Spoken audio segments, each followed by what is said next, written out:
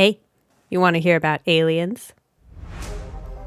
Hello, Earthlings. Welcome to the Fantaji Podcast. This is where we look at science fiction and fantasy books you'll probably never read. Whether it's too old, too weird, or you already saw the movie, we cover it all. This is the classics episode, so we'll be talking about a famous or influential piece of writing. I'm your host, Erika Brickley. You can find my library on Instagram at Erika Brickley, spelled ErikaBrickley, and comment on which books you'd like to hear about. Just remember that when you return from this fictitious romp, you should show as much love to Earth as we do to Mars. It may be the only planet we ever get. And show as much compassion for animals as we do for aliens. They may be the only other complex life we'll get to meet. Subscribe for more escapism. Today is a very exciting day. While deciding what counts as a classic science fiction or fantasy story, I decided that we should aim for some good old-fashioned aliens. And what better place to learn about aliens than Barlowe's Guide to Extraterrestrials, subtitled Great Aliens from Science Fiction Literature. Before I even get into the episode, I want to tell you about this book because I vividly remember the day I stumbled across it. To start with, I, much like Captain Kirk, grew up in a small town in rural Iowa. That small town just so happened to be Grinnell, a city that has been mentioned in books by both Ray Bradbury and Robert A. Heinlein, since they enjoyed driving through it. For the longest time, we had a really beautiful library downtown that sort of looks like a sandcastle, standing right next door to the post office that looks like a Greek temple. The problem with the library was that it wasn't big enough for a growing town of readers, and they constantly had to cycle out unloved books in favor of new ones. Actually, all libraries do this regardless of their size, but whatever. So, every fall there would be a massive book sale in the United Church of Christ basement next door. It was a big, long room with a stage on one end that they used for bell concerts and other church functions. But for this one day a year, the whole place was filled with folding tables covered in books, boxes, stacks, and rows of books sorted by genre. By the age of 13 or so, I had a set routine. I walked through the aisles, past adults and kids, pretending I might be interested in fiction or cookbooks, but my real objective was the table in the back corner. Though not very big compared to the others, there would be a round card table labeled sci-fi and fantasy. Usually there would be books laid out on top as well as underneath, their spines pointing at the ceiling of the dim room, propped up by old metal bookends. And I would proceed to look at every single one of them. Keep in mind that by now I had discovered Anne McCaffrey's Dragonflight, and there was no looking back. That's a story for another day. After devouring every paperback, hardback, and dust jacket on that table, I made my final decisions. If I waited until about 2 o'clock, I think, I could get a whole box of books for like $1. That meant I didn't have to discriminate very much about who got to come home with me. Still, a box is not a suitcase, and I had to be reasonable. On this particular day, there was some time to kill before the $1 bell sounded. Looking back, I feel kind of bad that my purchases were usually so small since that money went to the library, but I think I more than made up for it these days. So what to do until the bell tolled? The answer was always to wander around with my box looking into other sections. I made some odd choices over the years by doing this, picking out books that had interesting covers but boring content. The one I really remember is Supernature by Lyle Watson, which had the most amazing cover, a green orchid bursting out of a chicken egg. It didn't matter that I found it in the science section, I took it home. My parents later pointed out that this might be dense reading material for a preteen, but I ignored them until I finally ended up putting it in the Goodwill donation box. The other tables at the back of the long room held the children's books. Though I had outgrown them, I sometimes looked through the picture books for nostalgia reads or interesting art. Today I wasn't really that interested since there were a lot of kids and their parents looking through and having story time to keep everyone fairly quiet while the rest of the shoppers were pondering their favorite genres. I simply looked the table over as I walked by. As I did so, something caught my eye and I stopped, backpedaled, and had another look, trying to be as casual as possible with strangers everywhere. You will be shocked to learn I didn't know all 10,000 people in my hometown. Sitting on the edge of a table was what looked like a picture book, but not quite. It was tall, not very thick, and blue with various labeled illustrations on the front. Really good illustrations. With one glance, I had an inkling of what it might be, and my pulse sped up. Were those pictures of aliens on the cover? Suddenly terrified someone else would snatch it before I could be sure, I grabbed the book and walked away to a less busy corner. No one had been standing near the book. To this day, I don't know if it had been on the sci-fi table, picked up by someone and forgotten at the kids' table, or if the book sale volunteers had thought it was a kid's book. But as soon as I had it in my hands, I did not care. Looking again, I thought, yes, those are pictures of aliens, and they each have a name listed under their feet. I then read the title carefully, Barlowe's Guide to Extraterrestrials, Great Aliens from Science Fiction Literature. My heart was still beating with excitement. I was getting more and more thrilled. Not only were these pictures of aliens, they were ones that actually existed outside of the artist's mind. They were out there somewhere in the books. Just to be absolutely sure I was correct about what I had in my hands, like a Pokédex of aliens, I flipped through the pages ever so briefly. Then I snapped the book shut. Such a discovery must be savored. All the boxes of books in this room meant less to me than the one I held in my hands. The bell rang, I paid for my box, and I got home with my treasure as soon as I could. I wanted nothing more than to read Barlowe's Guide from front to back, uninterrupted. Fortunately, it was the weekend, so I was able to do exactly that. And I still have that very same book on my shelf to this day, along with its companion, Barlowe's Guide to Fantasy. For those who have never encountered these books before, I'll give you a rundown. The aliens in the first guide are all from science fiction books that Wayne Douglas Barlowe did not write. He's actually a well-known artist who has done many book covers and currently has a healthy social media following along with other published works. You can find him at WayneBarlowe_TheDarkness. His art has a particularly beautiful style that rides the line between realistic and dreamlike, using a lot of textures and vibrant colors and a solid understanding of musculature. And I absolutely love it.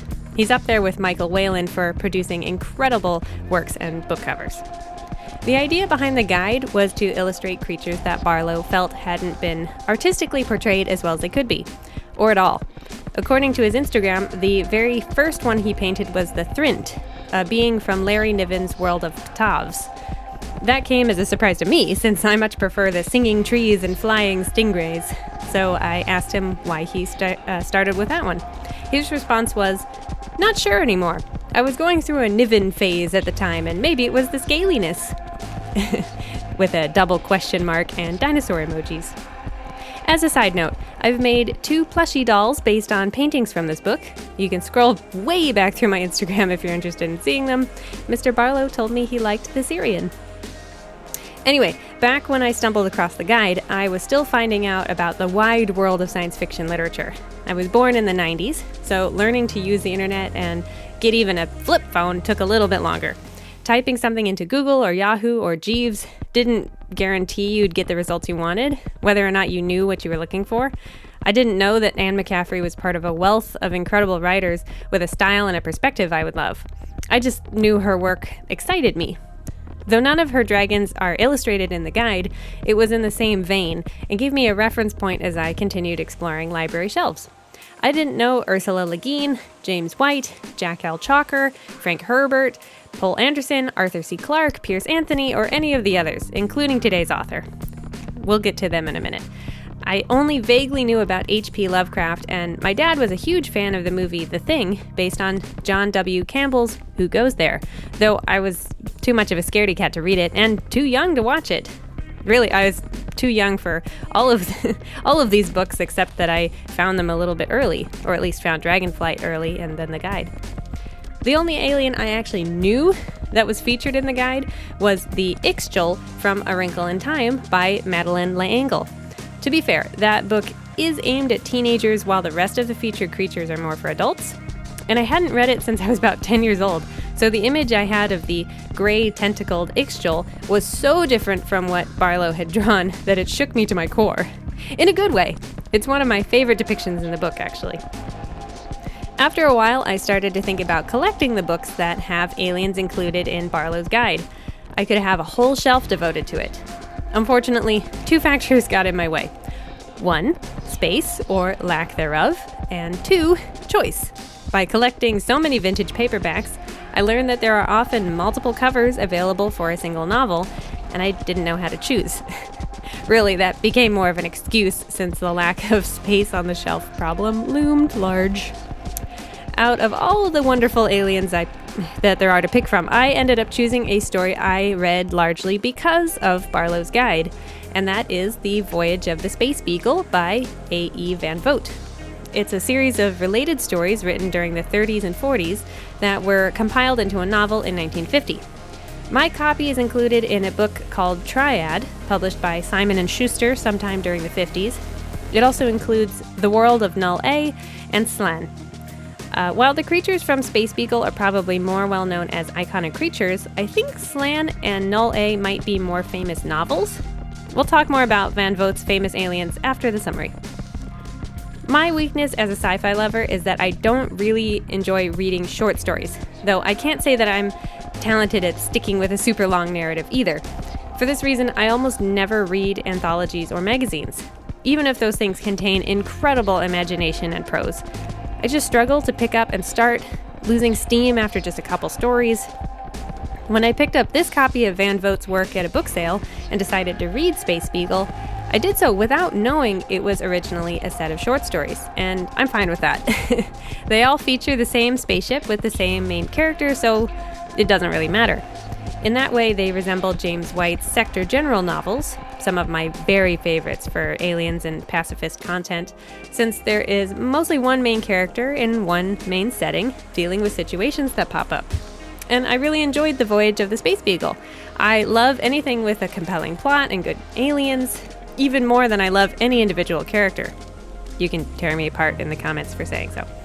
I'll let you know I'm a little nervous about tackling this summary because short stories are written to be tight and succinct and almost summarize themselves, so it might get long. Aside from that, I almost didn't pick this one for one very simple reason. My copy is an old oatmeal-colored hardback with no dust jacket. It has no cover. How can I talk about a book if I don't even have a photo of it on Instagram? What made me decide to do it was the fact that 2 of the alien creatures from this book are featured in Barlowe's guide. Though I don't have a beautiful book sitting in front of me, I can review Wayne Douglas Barlowe's illustrations when we're done with the summary. I'll also talk about the covers for Space Beagle on Google Images, which mostly feature a different creature that is a little more well-known in pop culture, though some do offer alternatives to Barlowe's work. Frankly, I'd love to have a shelf dedicated to nothing but Space Beagle book covers. I love comparing artist interpretations. Part of why I chose this book for this rotation's classic episode, remember that it goes obscure, classic, weird, kids, is that I read it several years before seeing Ridley Scott's Alien movies. As I mentioned before, I was a bit of a scaredy cat, so I was in my mid-20s before I discovered how awesome science fiction horror can be. It's not just about being scary, it's a vessel for practical effects, philosophy, and mind-bending ideas. I loved both Alien, I love Alien, The Thing, Poltergeist, and so on. But there was something about Alien that bugged me when I saw it the first time. Something about the major plot points that were familiar. It really reminded me of The Voyage of the Space Beagle. Later on, I found out I was right. Not that Alien is actually based on Space Beagle, no one has ever said that was really the case, and the aliens only resemble each other superficially. But other people have noticed the similarities. In my opinion, that's inevitable since Alien takes inspiration from movies and sci-fi, B-horror, mystery genres, etc. to create something new, and some of those elements resemble Van Vogt's work. Wikipedia lists films with thematic similarities such as Night of the Blood Beast, and Then There Were None, and Jaws. There are other stories about creatures that are incredibly powerful, that stalk humans, that plant eggs in them. Anyway, even though it may not have been on purpose, Van Vogt actually did sue 20th Century Fox over it, and they settled out of court. By the way, the name of the book is a reference to Charles Darwin's book, The Voyage of the Beagle, about his travels aboard a ship called the HMS Beagle. Let's talk about the author. A.E. Van Vogt is considered one of the greats of science fiction, writing about complex topics and writing notably non-racist depictions of foreign-born characters. Here is his bio from my copy. Connoisseurs of science fiction have come to expect from A.E. Van Vogt the rather unlikely combination of swift action, intricate imagination, depth of thought, and great plausibility. Born in Winnipeg, Canada in 1912, Van Vogt is a mild-mannered, scholarly-looking six-footer. He spent a youthful year on a farm as a separator man on a threshing machine, and then, at the age of 20, sat down at a typewriter and has never been far from one since. In the ensuing years, his name has become a most familiar one to readers of the more fantastic magazines. In 1939, he married E. Mayne Hull, who is almost as well-known a writer of what is popularly known as SF. They now live in Los Angeles. A.E. Van Vogt has a first name, which he dislikes immensely, intensely, and which must remain his secret and ours. According to Wikipedia, the A.E. stands for Alfred Elton.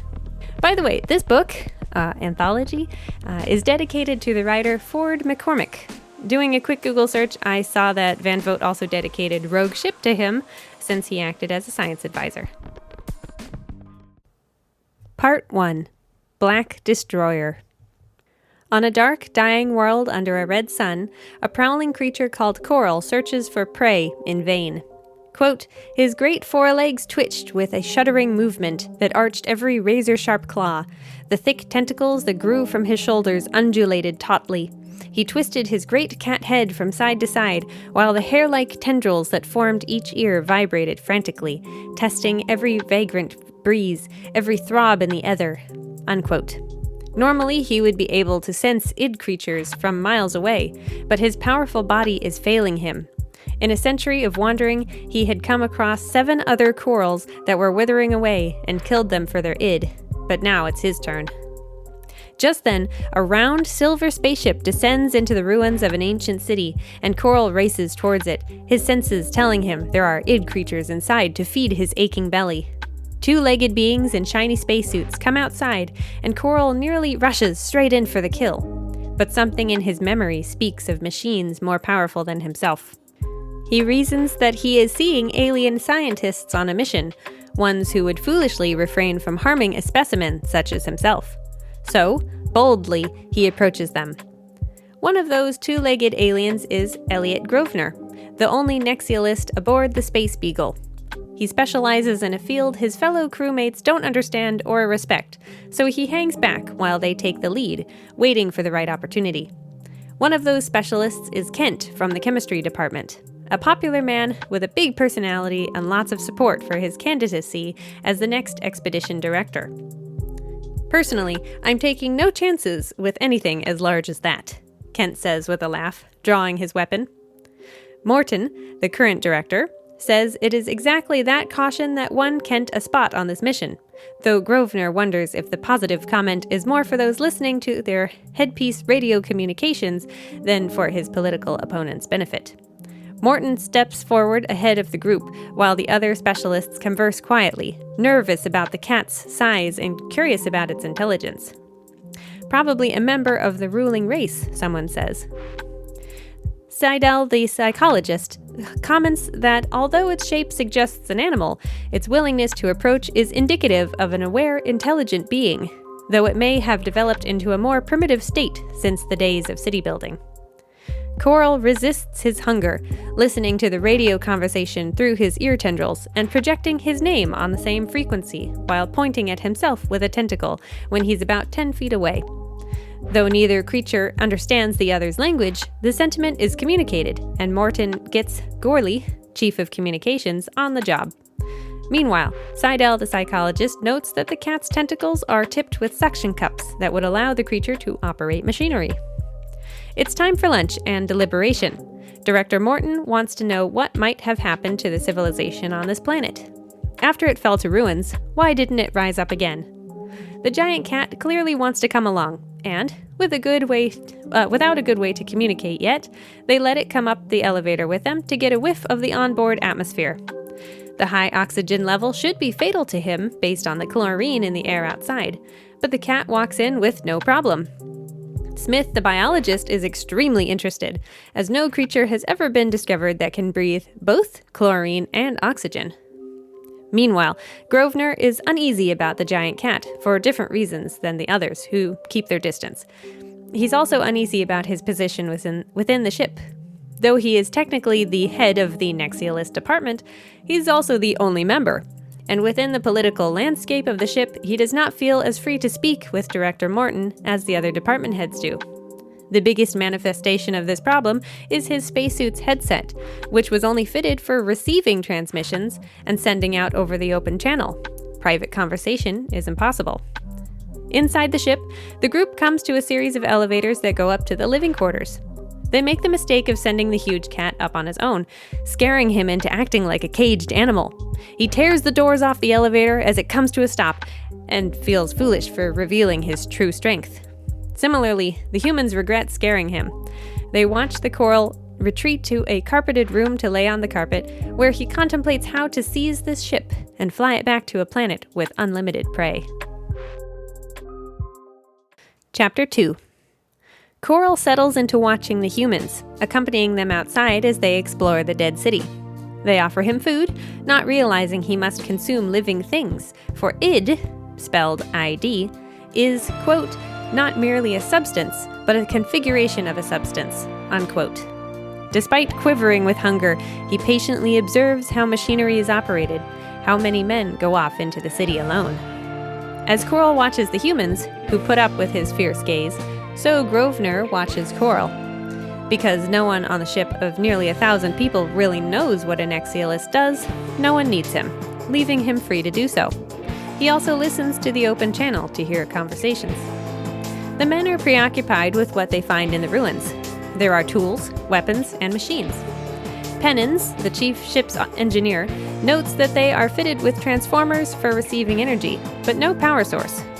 Seidel, the psychologist, hypothesizes it was either war or a lack of food that caused the collapse. In response, Pennins wants to know why an advanced civilization like this wouldn't go off-world in search of food, and Director Morton points him to Lester the astronomer, who answers immediately, stating that nothing else significant orbits the nearby sun. There was nowhere else to go. So, tremendous would have been the problem of the ruling race of this world that in one jump they would have had to solve not only interplanetary, but interstellar spaceflight, Lester explains. There were stepping stones like humans had on Earth: moon, planets, stars, and beyond. Only after all that did they invent the anti-accelerator drive to allow for galactic travel. Grosvenor realizes he's lost sight of the giant cat and drives his little aircraft around the ruins in search of him. Moments before, Coral slunk away into the rubble in search of a man who went off alone. His hunger takes over, and a green foam froths at his mouth as he stalks his prey. Though a large, alert man, he falls to the cat's huge paw. Coral rips open the spacesuit, generating an energy field that prevents the id from leaking out of the muscles into the blood. Quote, he plunged his mouth into the warm body and let the lacework of tiny suction cups strain the id out of the cells. Unquote. The huge cat freezes and flees when a small aircraft flies overhead, returning to a group of humans to act innocent. After surveying the sprawling city, Grosvenor finds Coral sunning himself on a rock near the ship. For a while, he's satisfied to sit back and keep an eye on the big cat. But soon a group announces over the radio that they've discovered the smashed body of a man from the chemistry department. Kent and the other colleagues mourn his loss, cursing their friend for going out alone. Not on the chemistry radio band, Grosvenor can't hear everything, so he asks permission before placing his hand on someone's arm to allow his suit to pick up the frequency through theirs. Everyone is shaken by how senseless the death is. Bloody, tattered, nothing taken. Smith, the biologist, thinks that some creature, possibly a big cat, killed the man to eat him, only to dislike the alien meat. Before Grosvenor can say anything, everyone concludes that no one had their eyes on the feline 100% of the time. So he could have snuck off and done this. Kent, as head of the chemistry department, thinks they should kill the cat now, rather than take any more chances. But Director Morton isn't ready to act yet. He calls Corita the archaeologist. Do you think the pussycat is a descendant of the dominant race of this planet? He asks. I will mention here that Kurita is a Japanese character. Keep in mind that this story was originally published in the years surrounding World War II, so it was unusual for a Japanese character to be written in a straightforward, respectful way. Kurita considers the question. He thinks out loud, saying, Director Morton, there is a mystery here. Take a look, all of you, at that majestic skyline. Notice the architectural outline. In spite of the megalopolis which they created, these people were close to the soil. The buildings are not merely ornamented. They are ornamental in themselves. Here is the equivalent of the Doric column, the Egyptian pyramid, and the Gothic cathedral, growing out of the ground, earnest, big with destiny. If this lonely, desolate world can be regarded as a Mother Earth, then the land had a warm, a spiritual place in the hearts of the inhabitants. The effect is emphasized by the winding streets. Their machines prove they were mathematicians, but they were artists first. And so they did not create the geometrically designed cities of the ultra-sophisticated world metropolis. There is a genuine artistic abandon, a deep, joyous emotion written in the curving and unmathematical arrangements of houses, buildings, and avenues. A sense of intensity, of divine belief in an inner certainty. This is not a decadent, hoary with age civilization, but a young and vigorous culture, confident, strong with purpose. There it ended, abruptly, as if at this point the culture had its battle of tours and began to collapse like the ancient Mohammedan civilization. Or as if one leap it spanned centuries of adjustment and entered the period of contending states. However, there is no record of a culture anywhere in the universe making such an abrupt jump. It is always a slow development, and the first step is a merciless questioning of all that was once held sacred. Inner certainties cease to exist. Previously unquestioned convictions dissolve before the ruthless probings of scientific and analytical minds. The skeptic becomes the highest type of human being. I say that this culture ended suddenly in its most flourishing age. The sociological effects of such a catastrophe would be an end of morality, a reversion to bestial criminality unleavened by a sense of ideal. There would be a callous indifference to death. If Pussycat is a descendant of such a race, then he will be a cunning creature, a thief in the night, a cold-blooded murderer who would cut his own brother's throat for gain. The listening men are horrified, and again, Kent asks to execute the big cat.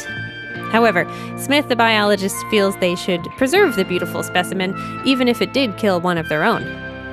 He's a biological treasure house, the biologist says. The two men argue in hushed tones, one wishing for unscientific revenge, while the other lists all the departments that will want to have a look at the pussycat. Director Morton asks Kurita for another opinion, speculating that coral could be from a more advanced, if technically inferior, culture than humans. If they're going to speculate that the cat is a murderer, they can easily guess that he is incapable of such thoughts. He announces that the alien will be allowed to live, and any deaths from now on are the fault of the human negligence. Besides, there could be other dangerous creatures around. Kent, the chemist, is furious, determined to find out what it was the cat wanted from the body. The autopsy is his new priority. Chapter 3. Grosvenor heads to his department, Science of Nexialism. There are 5 rooms full of machines and instruments that he has all to himself. He sits at his desk to work on a report for the director. Quote, he analyzed the possible physical structure of the cat-like inhabitant of this cold and desolate planet. He pointed out that so virile a monster should not be regarded merely as a biological treasure house. The phrase was dangerous in that it might make people forget that the beast would have its own drives and needs based on a non-human metabolism. Unquote. To be included with this report is a statement of direction, a Nexialist term for a plan of action based on available evidence. When it is done, he sends it off to Morton's office, then has dinner. Afterward, he finds out the big cat is in the library. Grosvenor goes there to watch him. An hour later, Kent, the head chemist, and a bunch of others come in with a bowl filled with a brown concoction. He looks haggard and strained. I've identified the missing element, he announces to those present. It's potassium. There was only about 2/3 or 3/4 of a normal amount of potassium left in that man's body. This element is necessary for the body's electrical signals for life itself.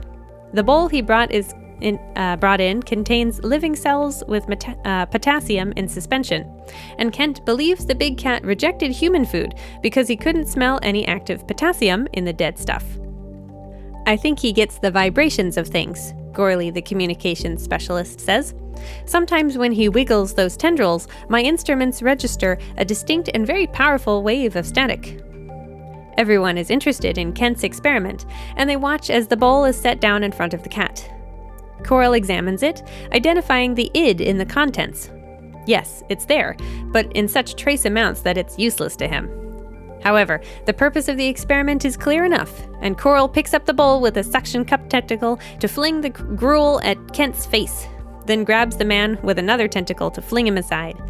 The text uses the term hawser thick, referring to a fat rope or cable used for towing a ship, to explain how big the cat's tentacles are. In his anger, Coral forgot to disarm the man, and Kent fires his vibrator gun. The cat's ear tendrils hum as they cancel out the energy beam. More men reach for their weapons. "Stop!" Grosvenor shouts. "We'll all regret it if we act hysterically." Both Coral and Kent turn on him, one waiting while the other fumes. Grosvenor feels he did what was necessary to de-escalate the situation, but now his authority to do so is being questioned. "What the hell do you mean by giving orders?" Kent demands. The break in tension gives Seidel, the psychologist, a chance to speak, pointing out that Kent doesn't seem like he actually lost control, but really just wanted a chance to kill the cat in an acceptable manner. Surrounded by people whose votes he wants, Kent goes off on a rant. Corita was right when he said ours was a highly civilized age. It's positively decadent. My God, isn't there a man here who can see the horror of the situation? Jarvie dead only a few hours, and this creature, whom we all know to be guilty, lying here unchained, planning his next murder. And the victim is probably here in this room. What kind of men are we? Are we fools, cynics, or ghouls? Or is it that our civilization is so steeped in reason that we can contemplate even a murderer sympathetically? Morton was right. That's no animal. That's a devil from the deepest hell of this forgotten planet. Seidel tells Kent to settle down, that they can vote on what to do about an animal that is currently cornered with a 1,000 to 1 chance of escape, when Smith the biologist points out that Kent's tracer beam struck the cat directly on the head with no effect. With this intriguing and shocking new knowledge, the group compromises. The cat will be placed in a cage. Grosvenor, on the other hand, feels that a cage won't hold a creature that can work the lock mechanism. He says they should put the creature outside for the night, but he's ignored. Persisting, Grosvenor confirms that they want the cat in a cage or a locked room, then goes up to Coral and gently takes one of its tentacles. The cat is taken aback, but allows himself to be led away. Grosvenor leads him to a room, and the doors slam shut, caging the creature in a room designed for holding dangerous specimens. Coral is furious, but he does not let it show. After 100 years of thinking of nothing but food, his brain is remembering long-forgotten possibilities. He settles in to outsmart the fools around him. Eventually, the humans will sleep, and as he once did before Coral's achieved relative immortality, and he'll be ready.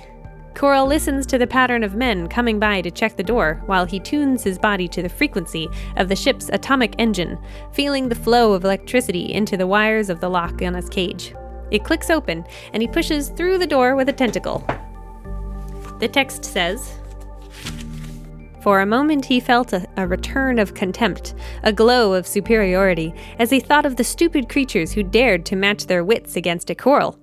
And in that moment he suddenly remembered that there were a few other corals on this planet.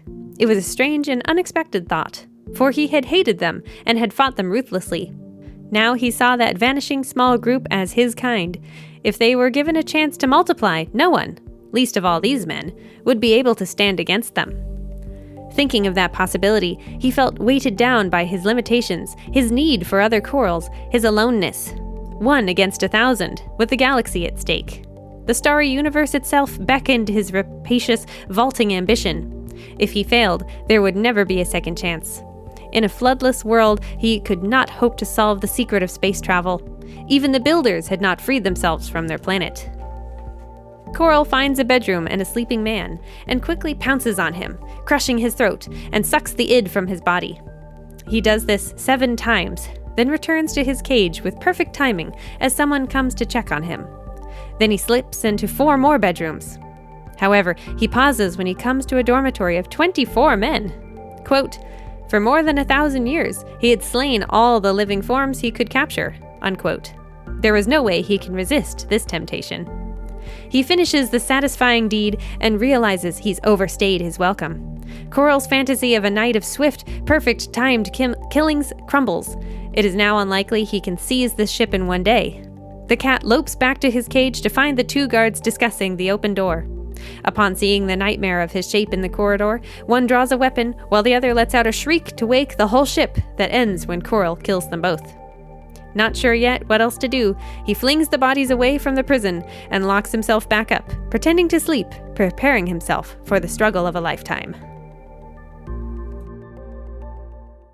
Chapter 4. Grosvenor arrives at the scene to find the corridors overcrowded and impossible to get through. Director Morton is horrified by how many essential workers were lost. Some people are shouting about space madness, much to Grosvenor's annoyance. Quote, "It was a meaningless phrase, still current after all these years of space travel. The fact that men had gone insane in space from loneliness, fear, and tension did not make a special sickness of it. There were certain emotional dangers on a long voyage like this one. They were among the reasons why he had been put aboard, but insanity from loneliness was not likely to be one of them," unquote. Though Morton also finds the suggestion of space madness unhelpful, he's not in a position to criticize tense, afraid people. Dr. Eggert then arrives to examine the bodies, and Grosvenor seizes the opportunity to follow him through the crowd to where Morton is. The doctor makes it clear that the dead men's throats were crushed by something 10 times stronger than a human. They discuss whether the big cat could have done it. At first, Morton thinks no, but Smith, the biologist, points out that Coral seems to be able to interact with energy fields. They agree that the only proof they have of the creature not being invincible is the fact that it hasn't killed them all already. Morton doesn't hesitate any longer to go to the cage door and activate the switches that will electrocute the whole room, but the fuses flare up for only a moment before turning black. This failure confirms that the cat is vulnerable to powerful energies, so he must interfere with them. And the men begin planning how to get something bigger over here to blast him with. Clearly, Coral knows what they're planning, and they can hear him slamming against the wall inside. Grosvenor is less optimistic than the others that the beast is truly trapped. Captain Leith arrives with other military officers. Everyone is now on the same page about killing the creature they brought on board, so it's time for him to take charge. While the corridor is mostly cleared out of men, they begin to feel odd shifts, as if the engine is being tested. Then the ship lurches and accelerates upwards, knocking everyone down with the power of 6 times Earth gravity. Grosvenor forces himself up and makes his way to the spacesuit storeroom, where Captain Leith has already arrived. They help each other into suits, relieving the pressure of takeoff, before helping others to do the same so they can all pass out suits. Grosvenor returns to the cage where other scientists have gathered at the newly opened door. A huge hole was punched through the opposite wall, proving the impossible power of their opponent. Upon closer inspection, they discover that the edges of the hole crumble into dust at touch. "I know something of metallurgy," Grosvenor says, pushing his way forward. Smith, the biologist, doesn't recognize him, assuming he's one of the dead metallurgist's assistants. Grosvenor lets him think that for now, saying, "This creature used his special powers to interfere with the forces holding the metal together." Everyone is anxious and afraid, for a super being now controls the ship, the engine room, and the machine shops. "The thing doesn't dominate the engine room completely," an officer says. "We've still got the control bridge, and that gives us first control of all the machines." When questioned as to why the officers didn't focus on shutting off the engines rather than sticking men in spacesuits, the man says that Captain Leith was prioritizing everyone's safety before revealing their advantages to the beast. Despite some tension between scientists like Director Morton and military ship crew like Captain Leith, Morton seizes control to conduct an experiment. First, they're going to surround and storm the engine room with blasters, where Coral has locked himself in. Second, they'll use the bridge controls to shut off everything but the main acceleration, since a planet-bound alien has never been subjected to so much gravity before. Everyone is glad to have something to do, but Grosvenor watches from afar with a sense of dread. This is a big, old-fashioned front-on attack. Morton gives the order, and the power is switched off. Everything but the main engines. The corridors go black, and they have to rely on their spacesuit lights. The men turn on the blasters to get through the engine room doors, which will take about 15 minutes. After 10, there's no movement inside, and the director gets nervous. Then, suddenly, it becomes apparent they're not getting any further as the metal rapidly cools. The experiment was a failure. Chapter 5. Grosvenor gives his credentials to a guard at the door of the bridge. I haven't admitted anyone in here who's under 40, the guard says. Nexialism? What's that? Applied holism, Grosvenor says, going inside. This is his first time on the bridge. The control board is compact but huge, made up of curving tiers of instruments. Below that is an auditorium to fit 100, already filling up, and Grosvenor finds himself a seat. The meeting starts, and Director Morton explains how the creature made the engine room doors impregnable. Kent, the head chemist, says there's no point in knowing how this was accomplished if they can't fight against it. Morton agrees that they need to do some planning, asking Selensky, the pilot, to start all the engines again. There's no point in keeping them off right now. I'm going to ask various experts to give their suggestions for fighting the pussycat, the director says. What we need here is a consultation between many different specialized fields, and, however interesting theoretical possibilities might be, what we want is a practical approach. Grosvenor knows this more or less dismisses him. Nexialism is the integration of many sciences, which should be what they're looking for, but his answers probably wouldn't be perceived as practical. 2 hours later, Grosvenor is not one of the specialists to be addressed, and everyone is getting tired. A half-hour break is called. To Grosvenor, it feels like he's been given a scant 30 minutes to solve the problem. Quote, the trouble with what the scientists had agreed on was that it was not thorough enough. A number of specialists had polled their knowledge on a fairly superficial level. Each had briefly outlined his ideas to people who were not trained to grasp the wealth of association behind each notion, and so the attack plan lacked unity, unquote. Grosvenor looks back on his education at the Nexial Foundation with new appreciation, knowing now that all other education systems are outdated. He's young, only 31, but he was the only Nexialist put on this ship 6 months ago, and it's up to him to use what he knows and convince the authorities. Grosvenor gathers more information by calling other departments and talking to subordinates. Some of them react to his department head title immediately, some pass him over to their own supervisor, like Smith in biology, and others, like Kent in chemistry, are impatient. Kent in particular is very condescending towards him, refusing to give over unchecked atmospheric data during an unrelated crisis. The time is past for academic discussion, the older man says. You don't seem to understand that we're in deadly danger. If anything goes wrong, you and I and the others will be physically attacked. It won't be an exercise in intellectual gymnastics. And now, please don't bother me again for 10 years. Grosvenor is angered, yet amused, to be hung up on in this way, and continues making calls. He has created a chart to map out everything from volcanic dust in the air of the coral's planet, to the types of seeds that would have grown there, to the digestive tracts of animals that would feed on plant life. It's a special chart used by Nexialists, and he makes several copies of it. Finished, Grosvenor takes the chart to the mathematics department in order to hand it to Director Morton, only to be turned away and told they'll try to bring it to his attention. He's had enough of being told things like that. Sure, his reports never make it to the director, but he's several years younger even than Morton's secretary, who makes it clear that Nexialism is considered a younger science, hardly worth considering. Next, Grosvenor goes to Captain Leith, who to his credit does meet with him. However, the captain doesn't agree with the Nexialist's suggestion to allow the monster to escape, stating that it must be executed, as much for punishment as everyone's safety. The young man is then asked to leave. It's time for the meeting to start again. Director Morton is looking rather disgruntled, but pushes forward with asking that the experts give their suggestions for overpowering their foe. Pennons, the chief engineer, says his team will create a switch that will let them start and stop various machinery to knock the creature off balance, allowing them to blast through the doors.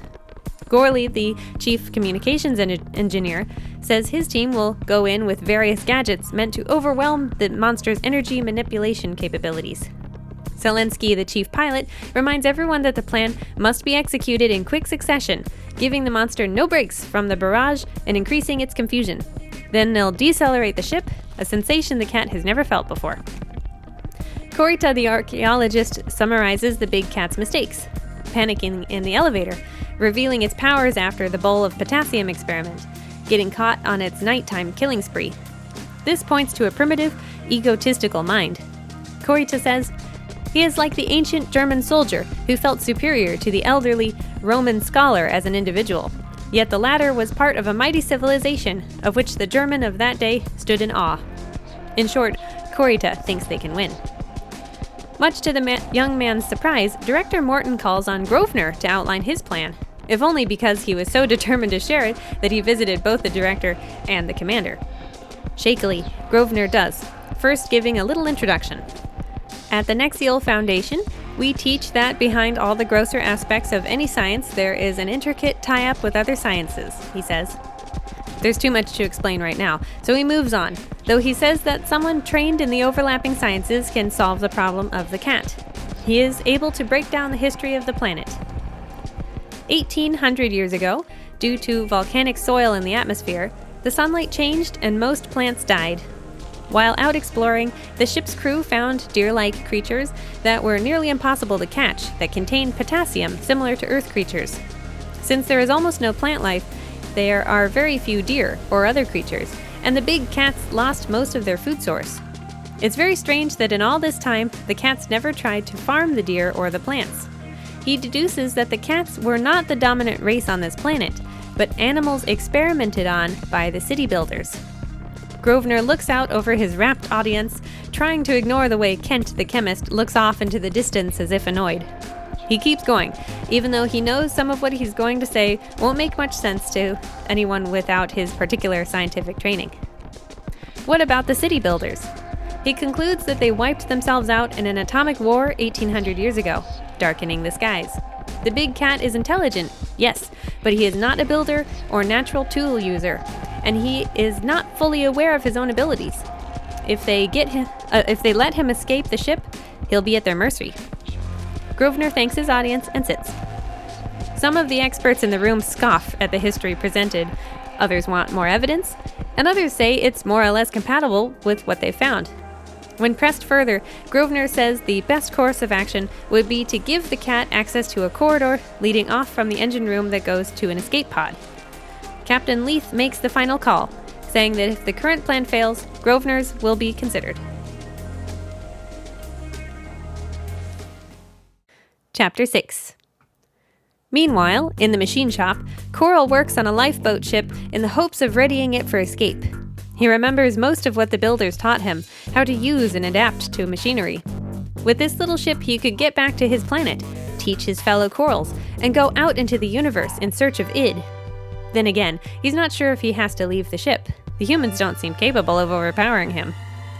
Suddenly, the attack plan is set in motion. The engines are turned off and on, and just as Coral almost has them back to normal, the blasters are fired on the doors. He can't deal with both problems at once. He must escape. With the lifeboat ready, he tries to vibrate the wall of the engine room into collapse, but the hull of the ship is too dense. The attempt pushes him to his limit. Then, as the doors are busted down, he succeeds and jumps into the lifeboat for takeoff. In space, Coral can see the big ship and all its lighted portholes. He maneuvers the lifeboat back towards his home planet, letting the human ship fall behind. But then something strange happens. The sun he was headed towards gets smaller, and the human ship gets bigger. It's too much for his mind to take. Coral rages in the tiny pod, and in a single moment of lucidity that knows cannons are aimed at him, he creates, quote, the violent cell disorganization that freed every droplet of id from his vital organs, unquote. Back on the Space Beagle, Captain Leith does not stop firing on the lifeboat until there's almost nothing left. Director Morton comments on how terrifying it must have been for the animal during those moments of anti-acceleration that allowed the humans to create the illusion of fading into the background, then appearing again in front of the lifeboat. the conversation turns towards wiping out the entire remaining coral population. All they have to do is land and wait for the starving animals to come to them. Grosvenor points out that they don't have to do even that much. They can simply let the murderous cats go hungry and die out, unaware of any visitors. Part 2. War of Nerves. Chapter 7. Grosvenor hangs a flyer on the bulletin board. Lecturer Elliot Grosvenor. Place, Nexial Department. Time, 1550-971. There is a footnote regarding the date and time. The ship operated on what was called star time, based on a 100-minute hour and a 20-hour day. The week had 10 days, with a 30-day month and a 360-day year. The days were numbered, not named, and the calendar was reckoned from the moment of takeoff. Though he likes his flyer, Grosvenor notes that, quote, the announcement competed with 8 other lectures, 3 motion pictures, 4 educational films, 9 discussion groups, and several sporting events, unquote, not to mention the people who prefer to read in their rooms or hang out with friends.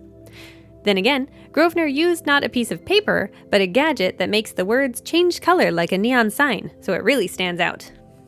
As he heads out for some lunch, someone hands him an advertisement for a political election meeting. It's for Kent, the head of chemistry, who's running to be the next ship director. It emphasizes that he cares for scientists, who make up 804 of the 984 people on board, which Grosvenor finds distasteful. Interstellar travel is dangerous enough already without dividing people among arbitrary lines. That was the whole reason democracy was introduced to these flights. The meeting also just so happens to be at almost the exact same time as Grosvenor's lecture. He finds some eating companions, including a junior chemist named Dennison, who wants to know who he's voting for. Grosvenor finds the question to be rather private, wishing to change the subject, but the others persist. You'll vote for Kent, won't you? Dennison urges. Morton's only a mathematician, not a scientist in the true sense of the word. Scientists have to stick together. Just imagine, here's an entire shipload of us, and what do they put over us? A man who deals in abstractions. Grosvenor can't help but throw in a few digs at Kent, seeing as Dennison is a chemist. That's a new one on me, he says. I've been laboring for years under the delusion that mathematicians were scientists. Grosvenor eats, still salty that the election meeting was scheduled at the same time as his lecture. Kent is the kind of person who won't forget his friends, Dennison insists. I'll wager he also has special treatment for those he dislikes, Grosvenor quips. He feels intensely aware that ships like the Space Beagle act as petri dishes for civilization, both the good and the bad. When Dennison says everyone should vote for Kent if they know what's good for them, Grosvenor says, maybe I'll run for the directorship myself. Get the votes of all the men 35 and younger. After all, we outnumber the oldsters 3 or 4 to 1. Democracy demands that we have representation on a proportional basis. Not having won himself any closer friends, Grosvenor gets ready for his lecture and is dismayed when it's almost time and no one has arrived. Was this Kent's doing? Or is it just the nature of things? He remembers that he was told before coming aboard the Space Beagle, quote, Nexialism is a tremendous new approach to learning and association. The older men will fight it instinctively. The young men, if they have already been educated by ordinary methods, will automatically be hostile to anything which suggests that their newly acquired techniques are out of date. Unquote. After an hour, Grosvenor goes to the bulletin board to change the time. Then again an hour later. Finally, 2 men from the chemistry department arrive, acting with exaggerated politeness and mockery. 8 people in total arrive, including 2 more chemists and McCann, the head of geology. Not one to be entirely discouraged, Grosvenor is buoyed by having an audience and gives his lecture. Afterward, McCann comes to speak to him about the use of a sleep machine that teaches while you sleep.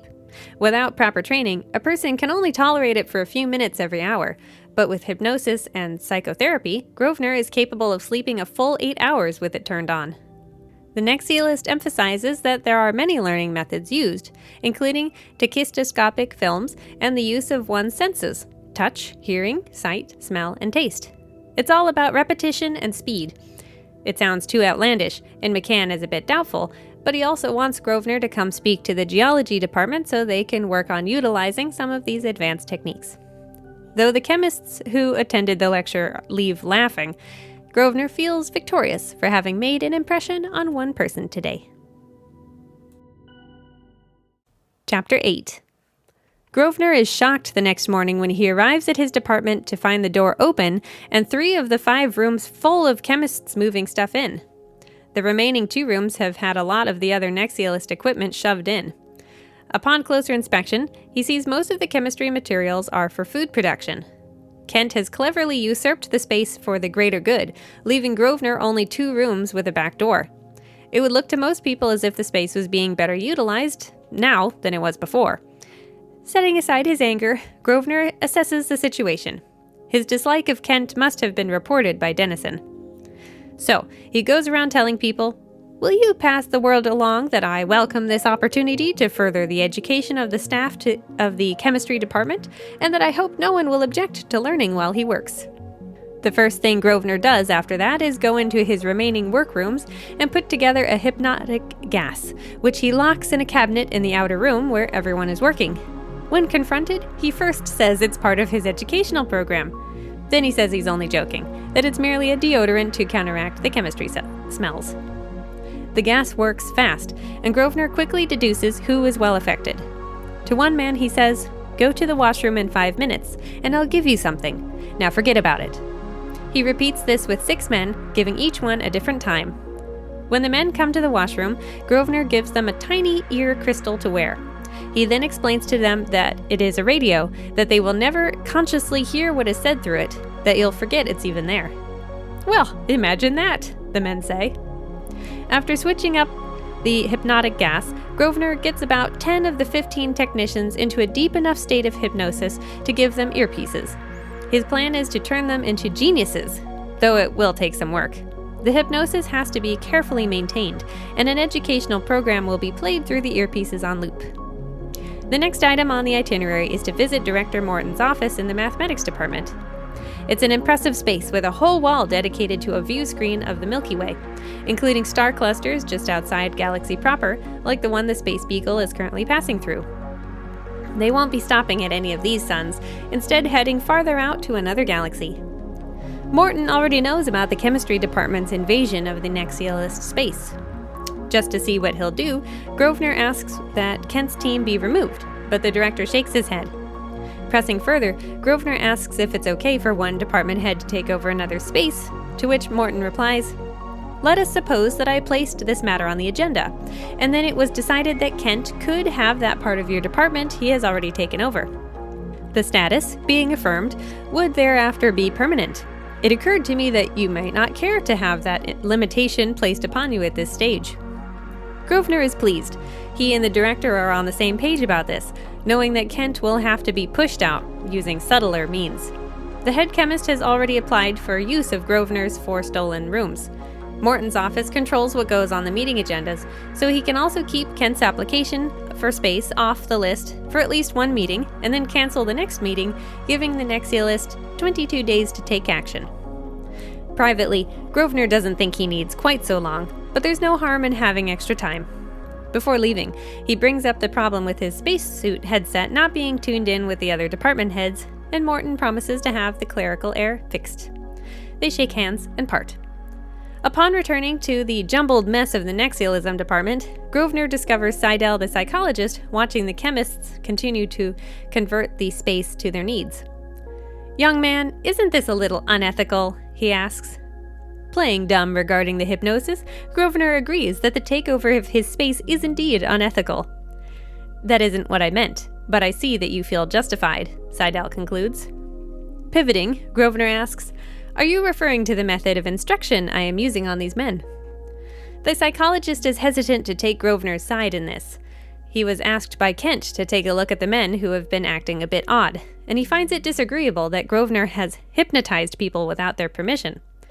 The Nexialist argues that the takeover of his department's space is unlawful, and the use of hypnosis is to prove a point, not to humiliate or take advantage of anyone. Yes, in a personal quarrel between himself and Kent, Grosvenor is utilizing innocent bystanders. But the psychologist has seen for himself that the only information being fed to the chemists is more chemistry. I regard my department as an educational center, Grosvenor says. People who force themselves in here receive an education whether they like it or not. Seidel understands Grosvenor's point of view and thinks Kent will be glad to know his associates are learning more. Grosvenor, on the other hand, has a feeling that Kent is the sort of person who would rather his underlings have less knowledge than himself. He watches the psychologist leave, knowing he'll have to come up with a new plan.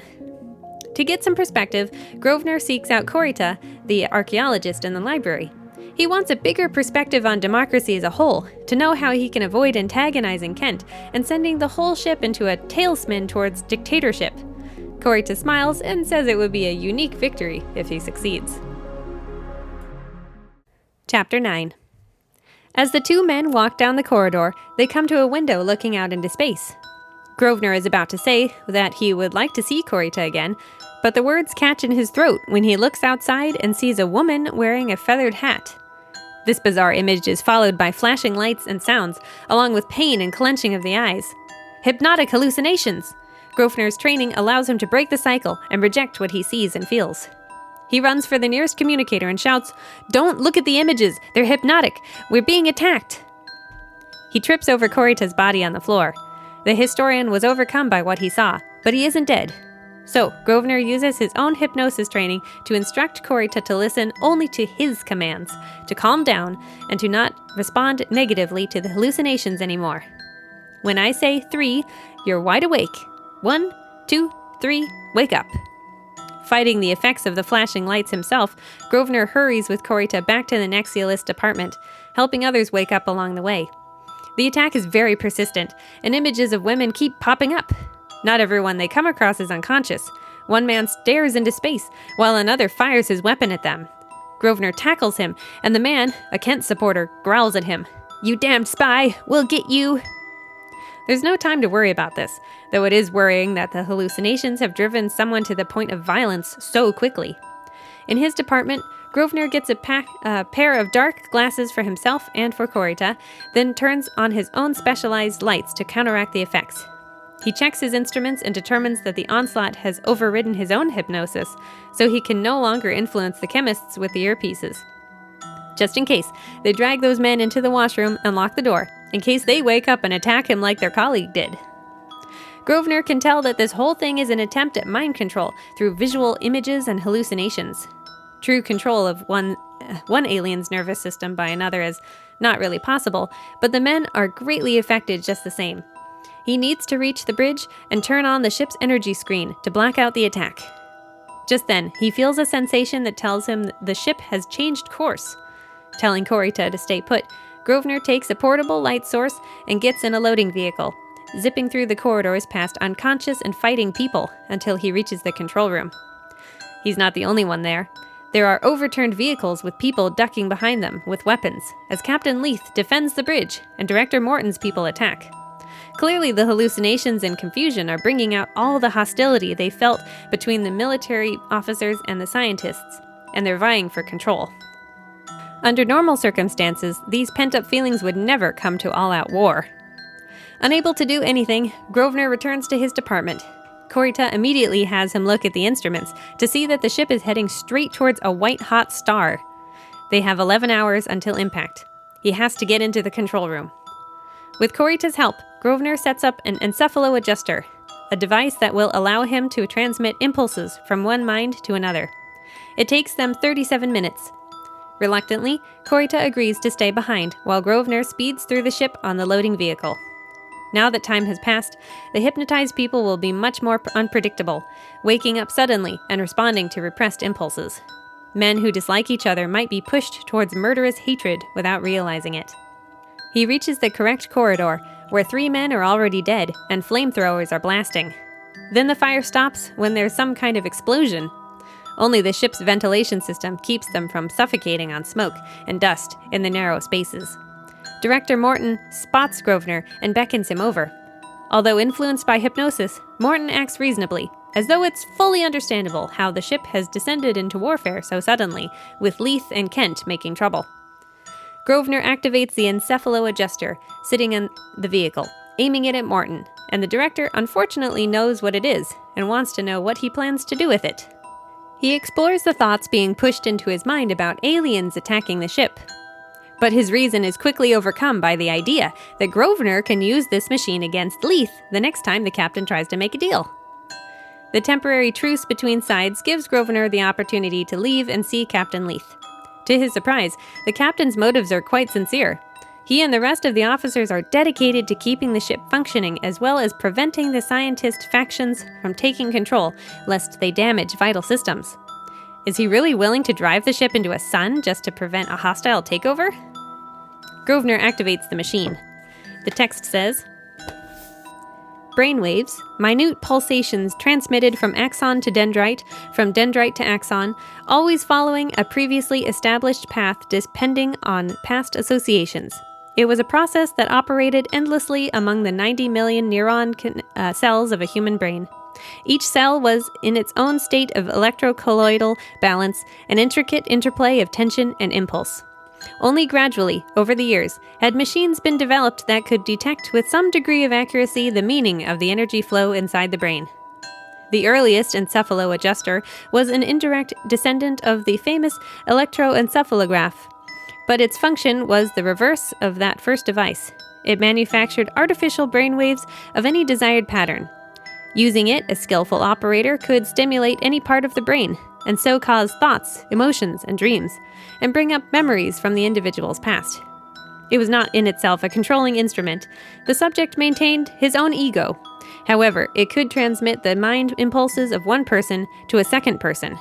Since the impulses varied according to the sender's thoughts, the recipient was stimulated in a highly flexible fashion. Unfortunately, Captain Leith, too, sees too much potential in the Nexialist to fully let go of his war plan. Though not familiar with the adjuster, he only absorbs a bit of the information about the flashing images influencing the scientists, nothing about aliens. He wants to use Grosvenor as a sort of spy or saboteur. Disheartened, Grosvenor realizes the problem is too big for him and his little machine to overcome. There are armed men everywhere. The number of dead bodies is increasing. Kent's faction has been working on a chemical attack that is starting now, based on the shouting in the distance. Grosvenor says he needs some equipment from his department and is let out via the back elevator. Now the only thing left to do is give the aliens a taste of their own medicine. Chapter 10. For a long time, Grosvenor labors over his instruments and the encephalo-adjuster, sweating with anxiety in a chill room while Corita watches, before he finally has to admit that he doesn't know enough about the enemy to succeed.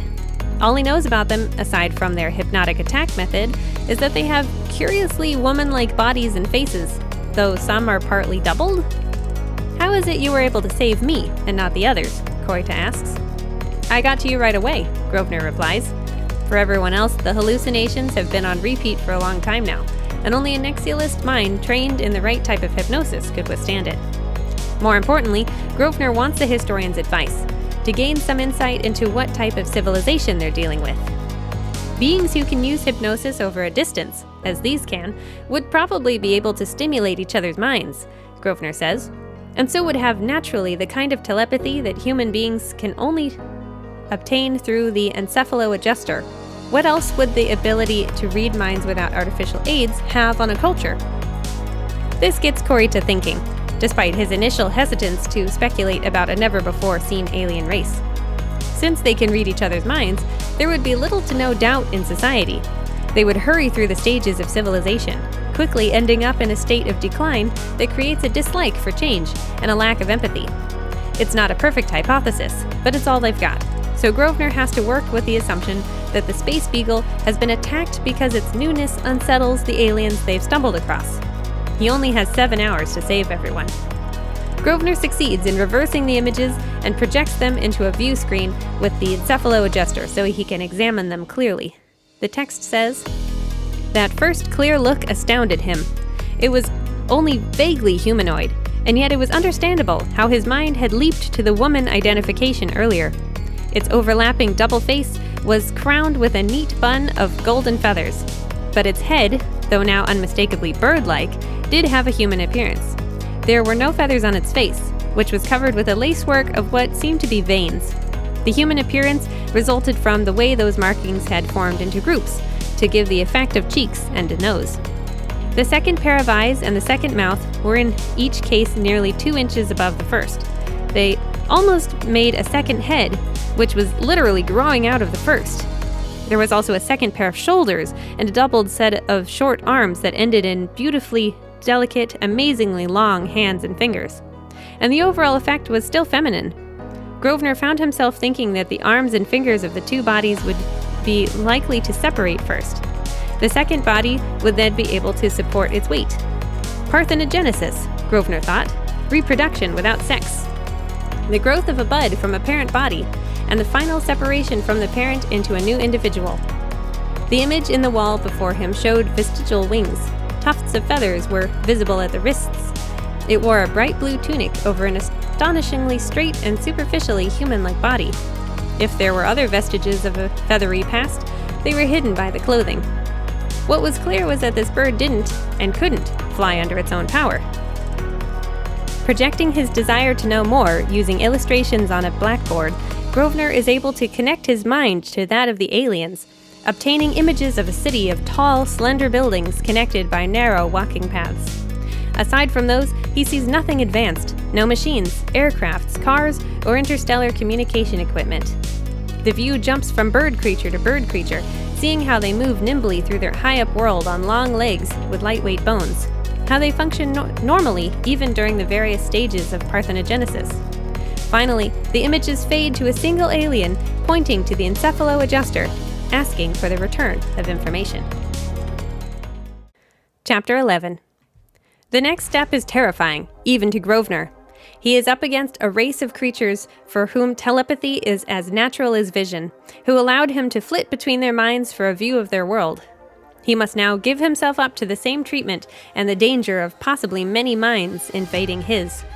He will give himself 5 hours for the experiment, during which he will also listen to a recording of himself that will hopefully counteract the violent effects that the telepathic effect has had on the rest of the crew. Corita will be there to wake him if the conflict on the ship reaches the Nexialist department. For a moment, Grosvenor hears the recording, and the next it fades, replaced by a distant thunder. Quote, "It became a steady throbbing, like the murmur of a large seashell," unquote. More and more, he gives himself over to the connection. The text says, "His nose began to itch. He thought, they don't have noses. At least I didn't see any. Therefore, it's either my own nose or a random stimulation." He started to reach up to scratch it and felt a sharp pain in his stomach. He would have doubled up with hurt of it if he had been able to. He couldn't. He couldn't scratch his nose. He couldn't even put his hands on his abdomen. He realized then that the itch and the pain stimuli did not derive from his own body, nor did they necessarily have any corresponding meaning in the other's nervous system. Two highly developed life forms were sending signals to each other. He hoped that he was sending signals to it also, which neither could interpret. More and more strange sensations come and go. A full stomach, a needle in his spine, a freezing stream down his back, a muscle cramp, a ripping of muscles. Grosvenor is badly shaken by the time the illusions fade away completely. Then there are more sensations, pleasant ones, though they are impossible to identify. There are soft words and feelings, and he sees a flower. Quote, "It was a lovely red earth carnation, and thus could have no connection with the flora of the Rim world," unquote. Grosvenor doesn't know how the word Rim came into his mind, but it seems to be the name of the alien race coming to him across the gulf. Despite this progress, he is still lost in a mess of stimuli that keep from achieving his goal of gaining control over one of his enemies to stop the attack on the Space Beagle. His mind is so confused that he sometimes forgets if he is in space or on the Rim planet. Even his intricate knowledge of the human brain and what different parts of it do when stimulated does not save him from near destruction. Finally, a breakthrough. Grosvenor's eyes are connected with the Rim's eyes. He looks around the inside of a building filled with catwalks where bird people sit. The vision doesn't last, and he spends some time wondering if other races feel stimuli the way humans do. Quote, "Under hypnosis, men could be conditioned to laugh uproariously when they were being tortured, and shriek with pain when tickled," unquote. And some creatures only began to hear at the very upper limits of human range. There was no way to know what the Rim experienced in comparison. Grosvenor, as a trained auto-hypnotic, carefully dampens the workings of some parts of his own mind to keep their sensations clear of the alien consciousness. This helps immensely. He can again see the inside of a building filled with bird people, and carefully begins to manipulate the body of one of those whose eyes he sees through. This results in screams within the mind of the Rim. "The cells are calling, calling!" it cries. "The cells are afraid. Oh, the cells know pain. There is darkness in the Rim world. Withdraw from the being, far from Rim. Shadows, darkness, turmoil. The cells must reject him. But they cannot. They were right to try to be friendly to the being who came out of the great dark, since they did not know he was an enemy. The night deepens.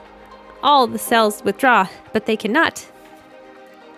The thought that the attack on the Space Beagle might actually have been an attempt at friendly communication is rather horrifying to Grosvenor, and he regrets that his own presence within the creature's mind causes it pain.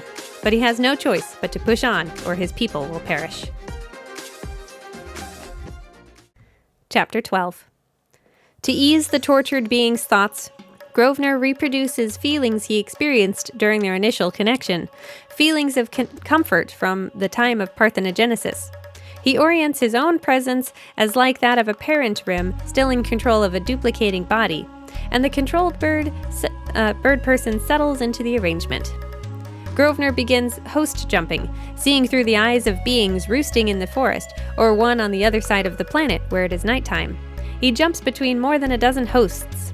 It is a fascinating society, built on a neurological community relationship that at once holds it back mechanically and sends it far into the future philosophically. Now, how to convince millions of these bird people to retreat from their contact with men on the Space Beagle. He has to change their assumptions about their own invulnerability after centuries unchallenged, to make them cautious again, to make them aware of something greater than their own stagnant way of life. Over and over and over again, Grosvenor influences the Rim to let the humans of the Space Beagle sleep, and then to leave them alone. "Your friendly action caused the ship great harm," he says. "We are friendly to you also, but your method of expressing friendship hurt us." For about 2 hours, he continues pouring these ideas into the neural circuit. Then the timer goes off, and the adjuster breaks the connection. Corita is asleep. If the message was accepted, everyone on board the ship should be asleep. Grosvenor races through the ship of unconscious men and is able to get the ship turned around, away from the deadly sun. One crisis averted, Grosvenor goes around giving medical aid to sleeping, injured men. Now awake, Corita helps him examine the recently dead. 7 are taken to the resuscitation chambers, and 4 of them survive. Sadly, there are another 32 men who are long gone. Eventually, people start waking up, groaning with terrible memories, and asking to help. Captain Leith and Director Morton also come too, and want to speak with Grosvenor.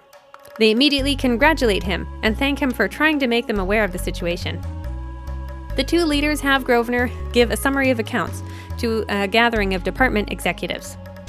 "Am I to understand that this was actually an attempt at friendly communications?" one man says angrily. "You mean we can't go over there and bomb the hell out of them?" Of course, the answer is no. They're not even planning to stop by the planet, seeing as most of them think it seems like a drab civilization of primitive bird people.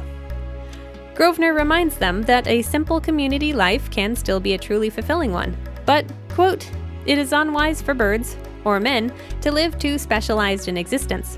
I broke down their resistance to new ideas, something which I have not yet been able to do aboard this ship." The meeting ends, and Grosvenor is told by Director Morton that the chemistry department is going to withdraw their equipment from the Nexialist rooms. They hope not to speak of the incident again. As for Kent, he got a whiff of his own weaponized gas, and will be on his back for several months. That means he'll miss the election, and Morton will run unopposed. Grosvenor hopes nothing bad will come of having a large number of men on board who wanted to vote for Kent but couldn't. So, he suggests that Morton name Kent as his alternative, should anything happen to him. It will gain Morton trust within Kent's circles. It is because they equally dislike the head chemist that Morton sees the wisdom in Grosvenor's idea and decides to do it. Despite the generally good outcome of several bad situations, Grosvenor knows his fight with Kent is probably far from over. One skirmish does not win a war. Part 3. Discord in Scarlet. Chapter 13.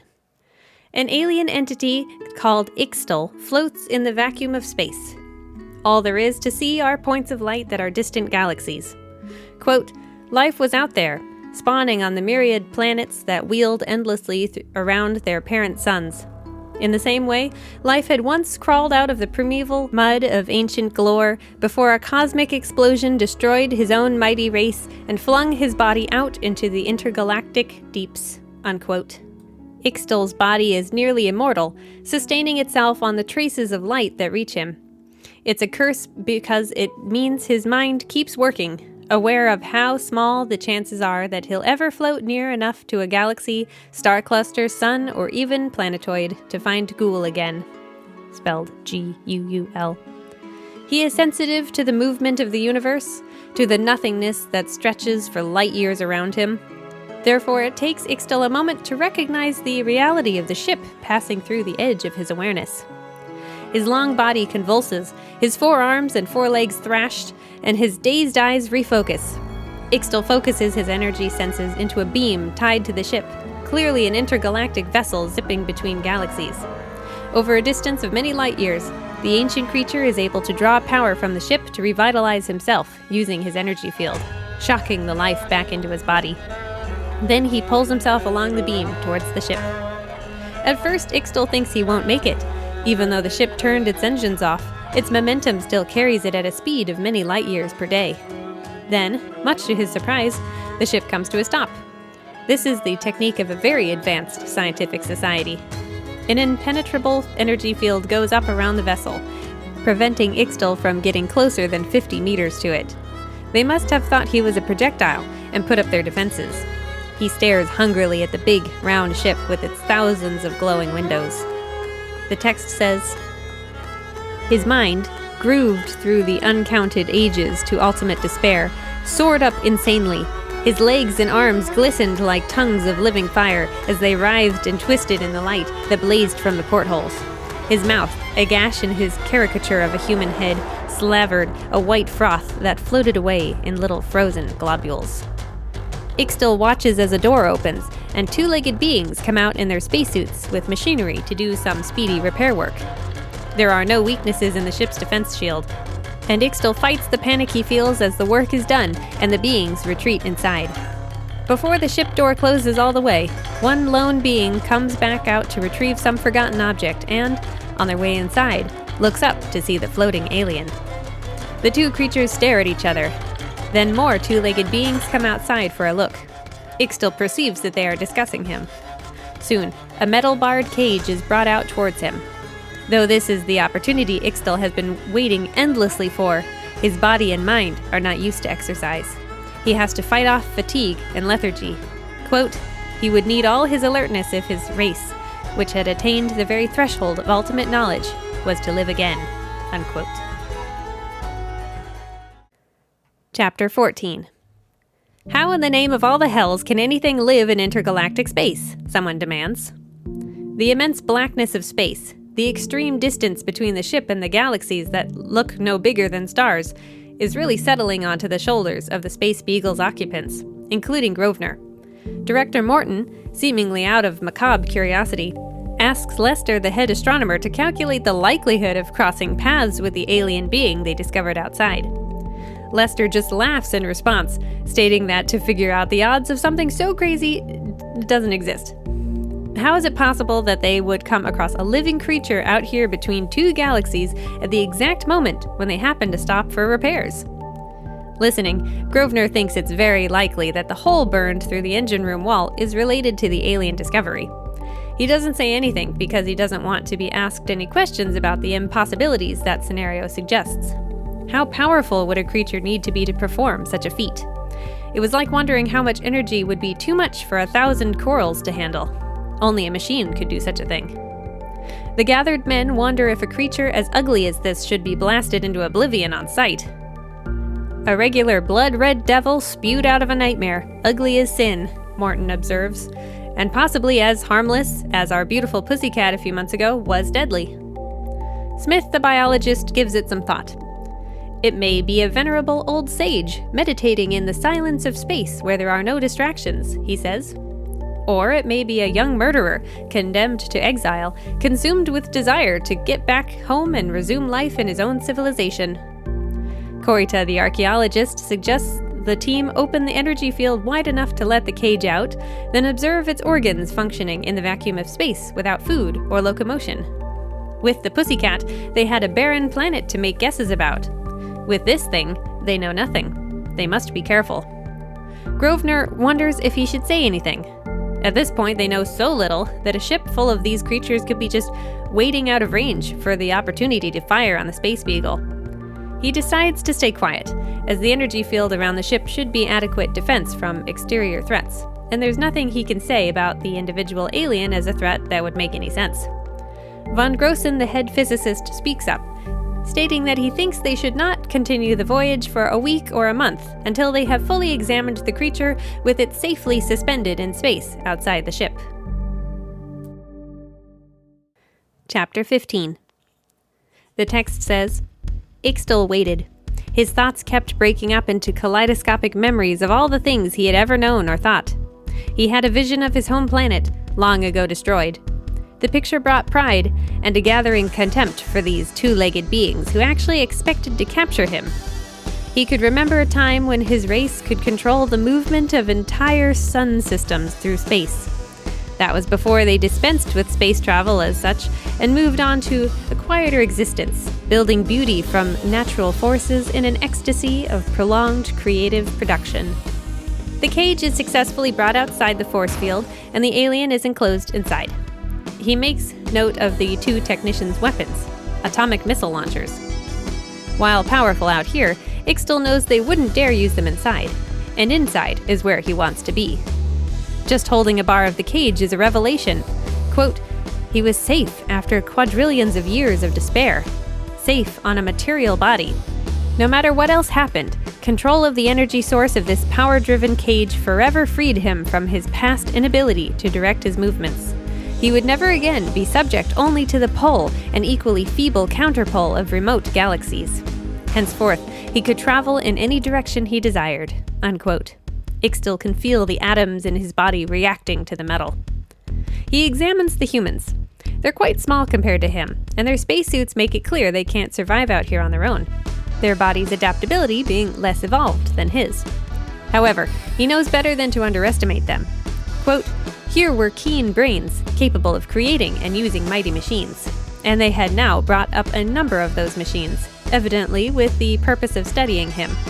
That would reveal his purpose, identify the precious objects concealed within his breast, and expose at least a few of his life processes. He could not allow such an examination to be made. Unquote. Ixtal sees more weapons. All the men have a vibration gun. Using precise control over his atomic structure, he passes one long arm up through the roof of the cage, wraps his 8 wire-like fingers around one such gun strapped to a technician's side, fires it, and then withdraws. It zaps a camera and various other instruments that have been positioned around the cage as a makeshift laboratory, and everything will have to be reset after the accident. Grosvenor is one of those men outside in spacesuits who curse at the stinging vibration of the gunshot. They try to figure out what happened to set it off. Smith, the biologist, says he thought he saw the creature move right before, and they all turn to look at it. Quote, the almost metallic red sheen of the creature's cylindrical body, the eyes like coals of fire, the wire-like fingers and toes, and the overall scarlet hideousness of it startled Grosvenor. Unquote. He's probably very handsome, to himself, Seidel the psychologist jokes, and the tension eases. Director Morton wants to bring the creature on board where they can recreate the vacuum of space while also being back on their way. But von Grossen, the physicist, doesn't like having this suggestion to stay put ignored. Smith, the biologist, says they're bound to take the creature on board sooner or later. It's the most interesting thing they've come across, more resilient even than the coral. Everyone agrees that they will enclose the cage in a bit of force field and take it along. As the cage moves, Ixtal floats through the metal floor, having forgotten to rearrange his atoms after setting off the gun. He ends up standing on the outer hull of the ship, much to the human's shock as well as his own. The opportunity to act innocent and weak has passed. He leaps through the airlock, phases through multiple doors, and ends up in a corridor. Quote, In the imminent struggle for control of the ship, he would have one important advantage, aside from his individual superiority. His opponents did not yet know the deadliness of his purpose." Unquote. Chapter 16. 20 minutes later, the entire crew of the Space Beagle has been gathered for an emergency meeting. Military officers, ship crew, administrators, and scientists alike are here. Captain Leith starts the meeting by giving credit to the scientists for saving them all from these surprise situations in the past, rather than staying cooped up in their laboratories. Regardless of job titles, everyone now must arm himself against this new threat and prepare to fight to the death. Director Morton thanks the captain, then tells them all that it is no one's fault that the creature is on board. The plan to have the creature on board within a force field seems like it was a good one, but it slipped out of its cage before said field could be utilized. That being said, he wants to know if anyone had a premonition of this happening. His eyes specifically fall on Grosvenor, but even the Nexialist could not have predicted a creature that could pass through walls. The discussion is passed to Seidel the psychologist, who points out that the alien seems to have made a mistake in revealing its phasing ability. Then Smith the biologist is called on, who makes note of the alien's planet-style hands and feet, along with its incredible ability to live in space. "I suggest that here is a member of a race that has solved the final secrets of biology," he says, "and if I knew how we should even begin to start looking for a creature that can escape from us through the nearest wall, my advice would be, hunt him down and kill him on sight."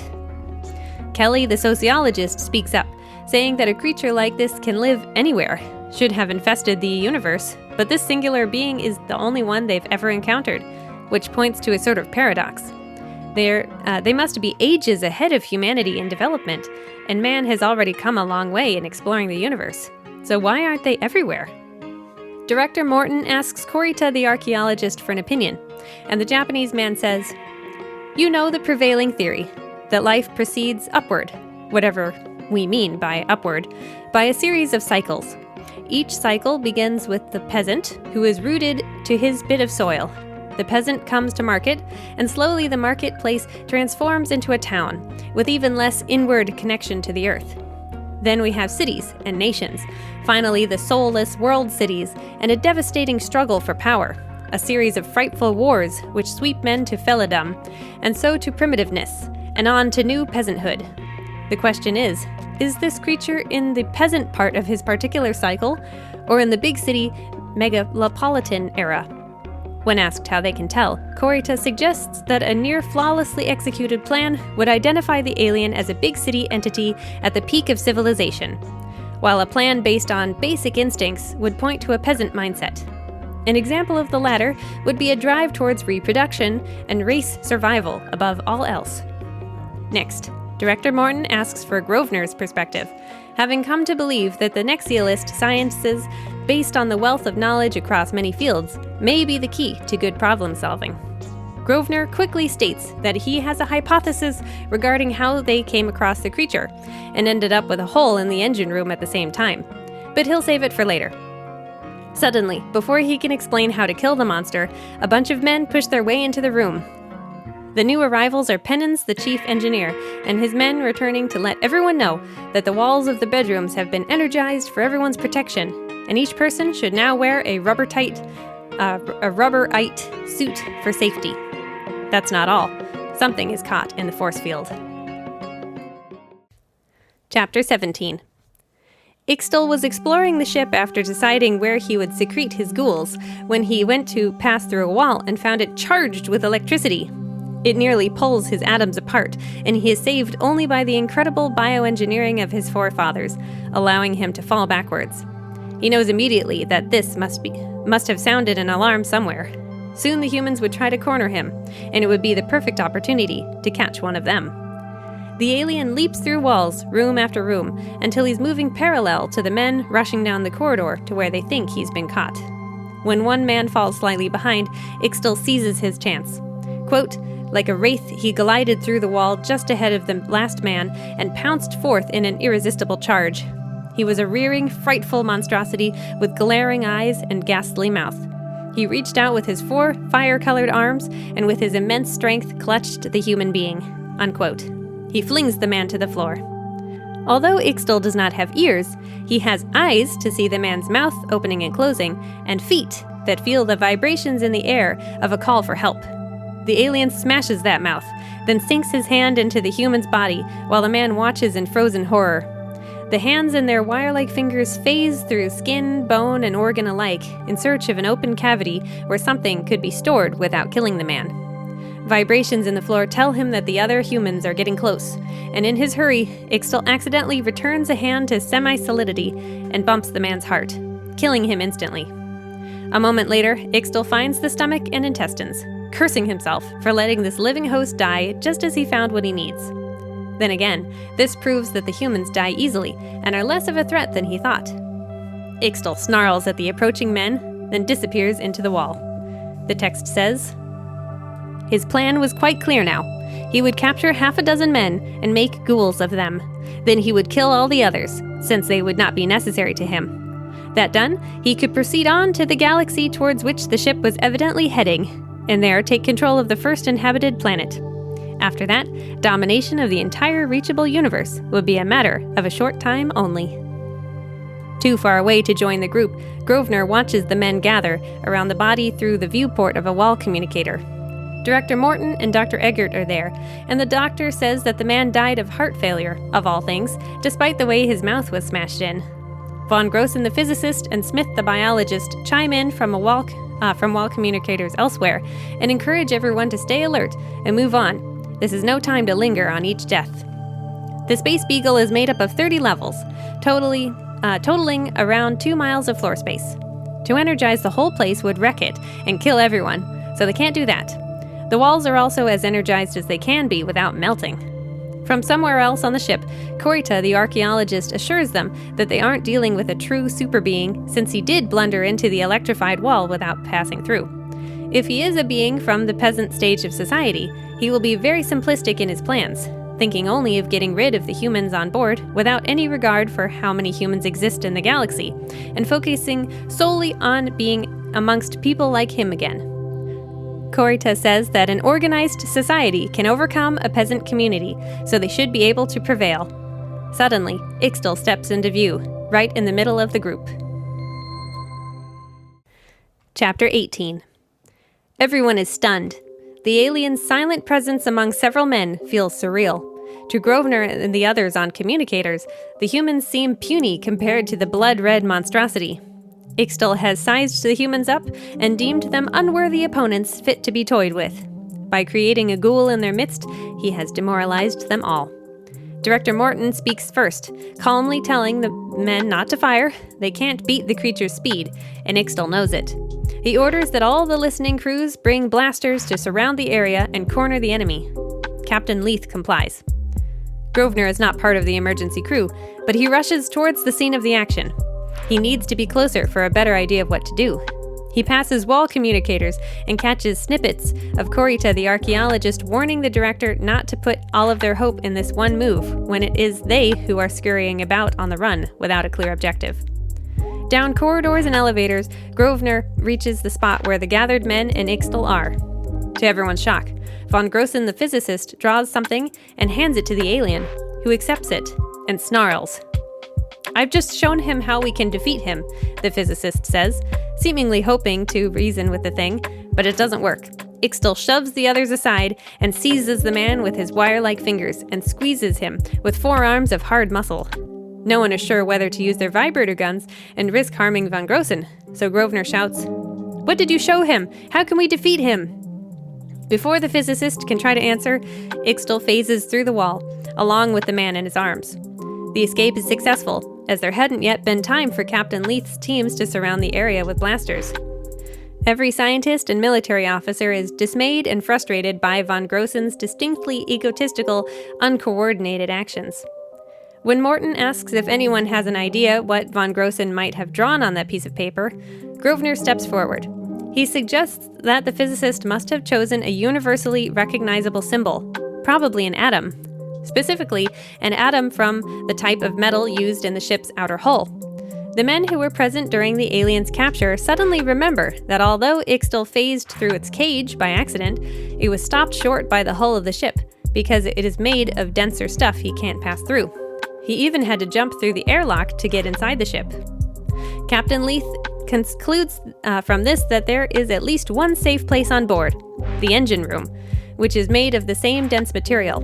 Everyone on board is commanded to stay near the engine room, as well as the energy-screened sleeping quarters, though no one is to sleep until the monster is defeated.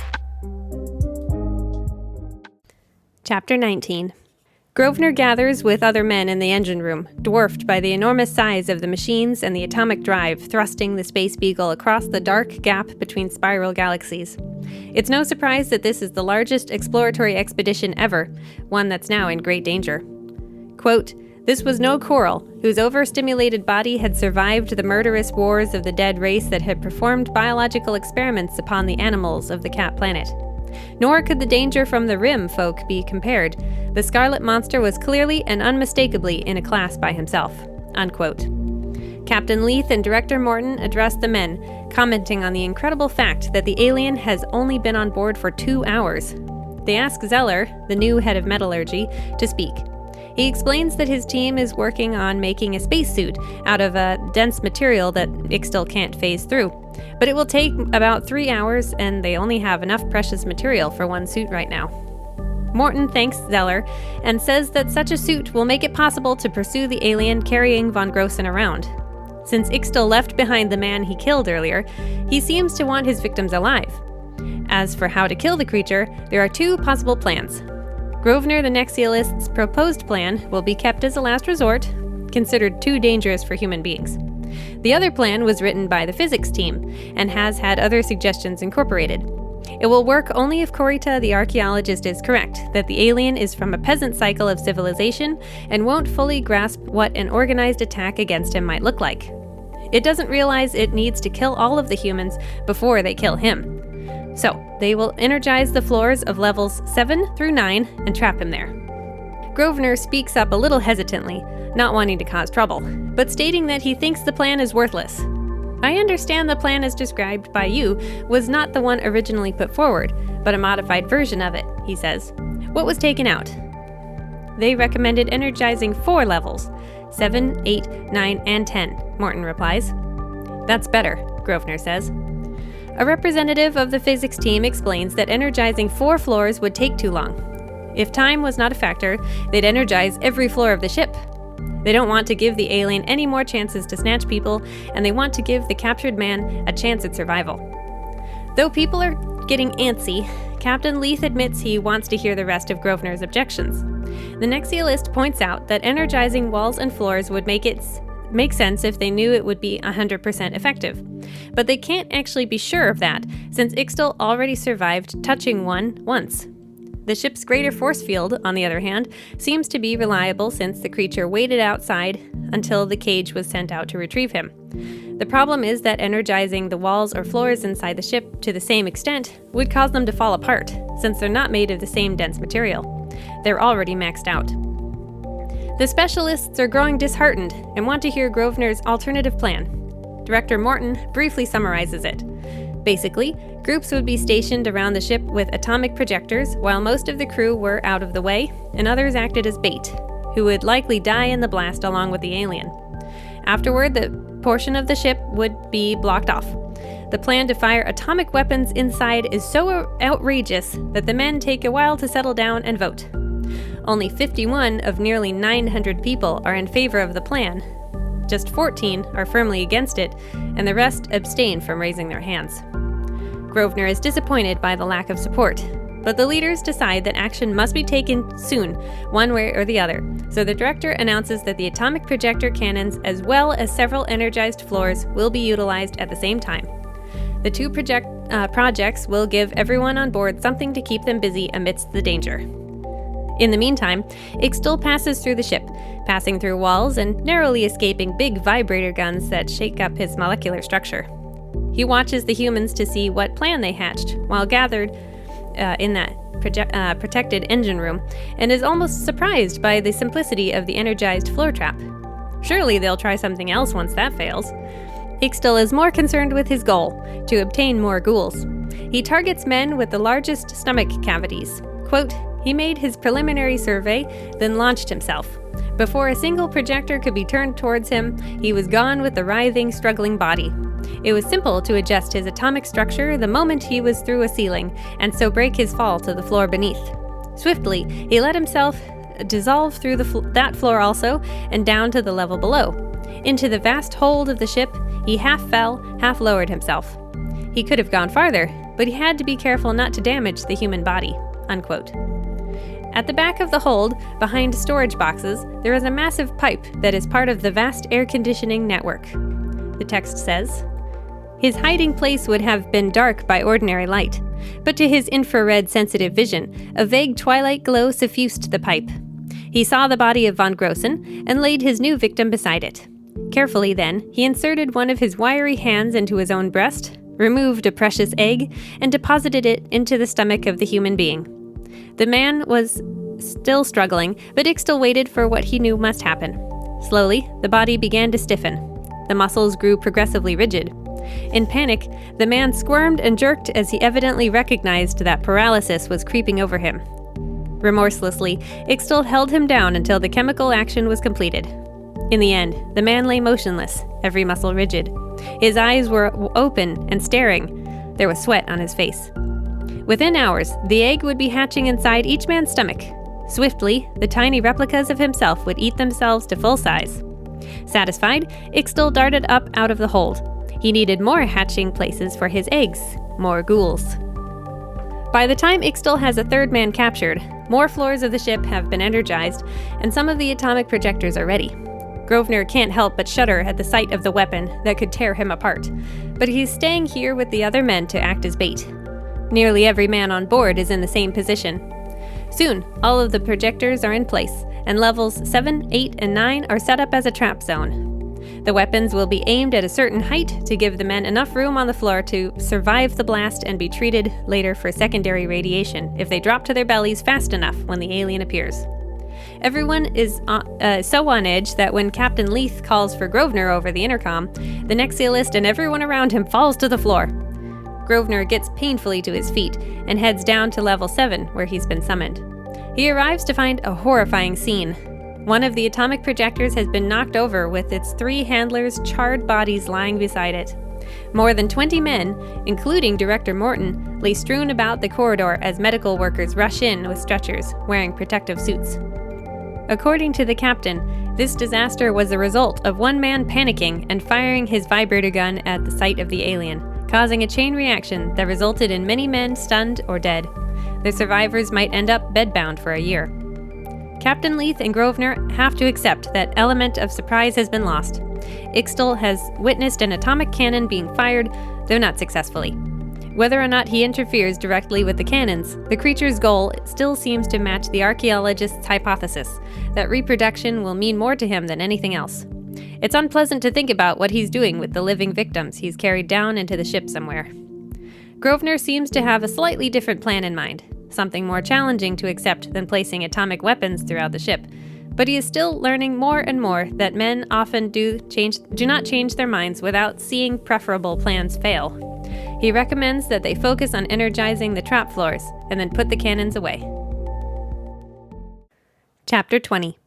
Ixtal has 6 eggs left, and he plans to use 4 of them. Unfortunately, the human defenses are getting better, and it's getting harder to snatch ghouls.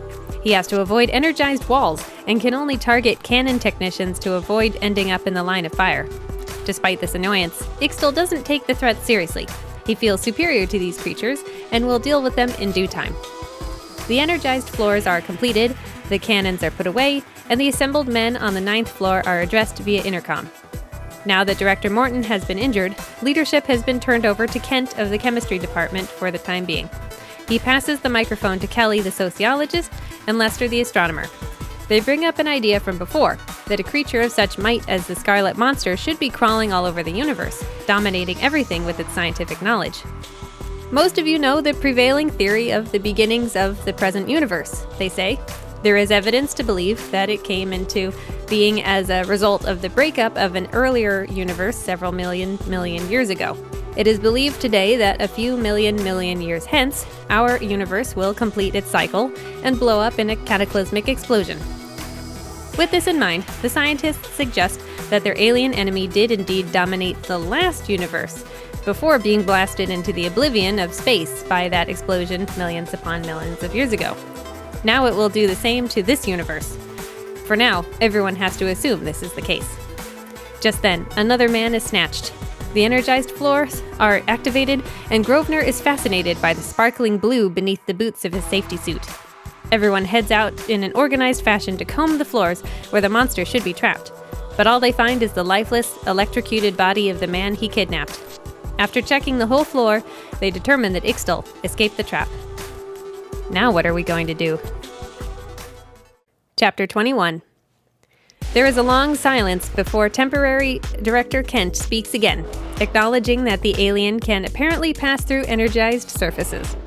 In terms of individual safety, only one dense metal suit has been produced, and it will take a long time to synthesize enough metal to create a suit for everyone on board. They also have to keep in mind how intelligent this creature is, that they don't have enough time to energize the whole ship before it begins seriously considering its counterattack, possibly utilizing what he finds in the currently abandoned labs around the ship. Everyone is beginning to feel backed into a corner. Sure, they'll have to wait in the engine room until the monster comes to kill them. We mustn't forget we are dealing with a creature who seems to be in the peasant stage of his particular cycle, Korita the archaeologist says. To a peasant, his land and his son, or to use a higher level of abstraction, his property and his blood are sacred. He fights blindly against encroachment. Like a plant, he attaches himself to a piece of property, and there he sinks his roots and nourishes his blood. However, Korita isn't sure how this knowledge should be used to overcome the creature. While the departments go off to discuss the topic, Grosvenor speaks to Korita. If this creature is in the peasant stage of one of his civilizations, could he imagine our feeling differently about our property? He asks. Korita and Captain Leith, listening in, begin to see where Grosvenor is going with this question, and they all realize that there is another plan they can try. So, when the department heads regroup, Grosvenor tells them what he wants to do, and they all see the logic in it, saying that their civilization can survive the steps necessary without a spiritual collapse. Smith, the biologist, adds that it's best they let the alien victims die, lest they suffer a truly terrible fate. He has worked out a theory that Ixtal might behave similarly to a terrifying wasp on Earth. Just then, a call comes in. Ixtal's stash of bodies has been discovered in the hold of the ship. All scientists and their staffs proceed to the airlocks, Captain Leith orders. We probably won't be able to corner him or kill him in the hold, but gentlemen, we're going to get rid of this monster, and we're going to do so at any cost. We can no longer consider ourselves. Soon after, Ixtal watches his ghouls get carried off, and he begins to realize defeat is a real possibility, unable to simply attack when those atomic cannons are aimed his way. Down to 4 eggs, certain the others would be destroyed, Ixtal is astonished that until now he thought only of reproduction, when he should have been killing everyone on board. He heads to the nearest laboratory to make a weapon. As he works, Ixtal realizes that the engines have stopped. A sense of dread fills him, and Ixtal then senses that not only the vibration of the engines has stopped, but also that of all life on board. All at once he knows that to stay here means death. Quote, "Through deserted corridors he fled, slavering hate, a scarlet monster from ancient galore." Unquote. Ixtal makes it through an airlock and looks back to see the otherworldly blue glow through every porthole that denotes an atomic attack. As it fades, a dozen lifeboats return to the ship and it vanishes, leaving the failed conqueror alone in the dark to wallow in his mistakes. Back on board the ship, Grosvenor watches as the Ixtal eggs are extracted from the stomachs of the captured men. They are round and gray, and one of them is beginning to crack.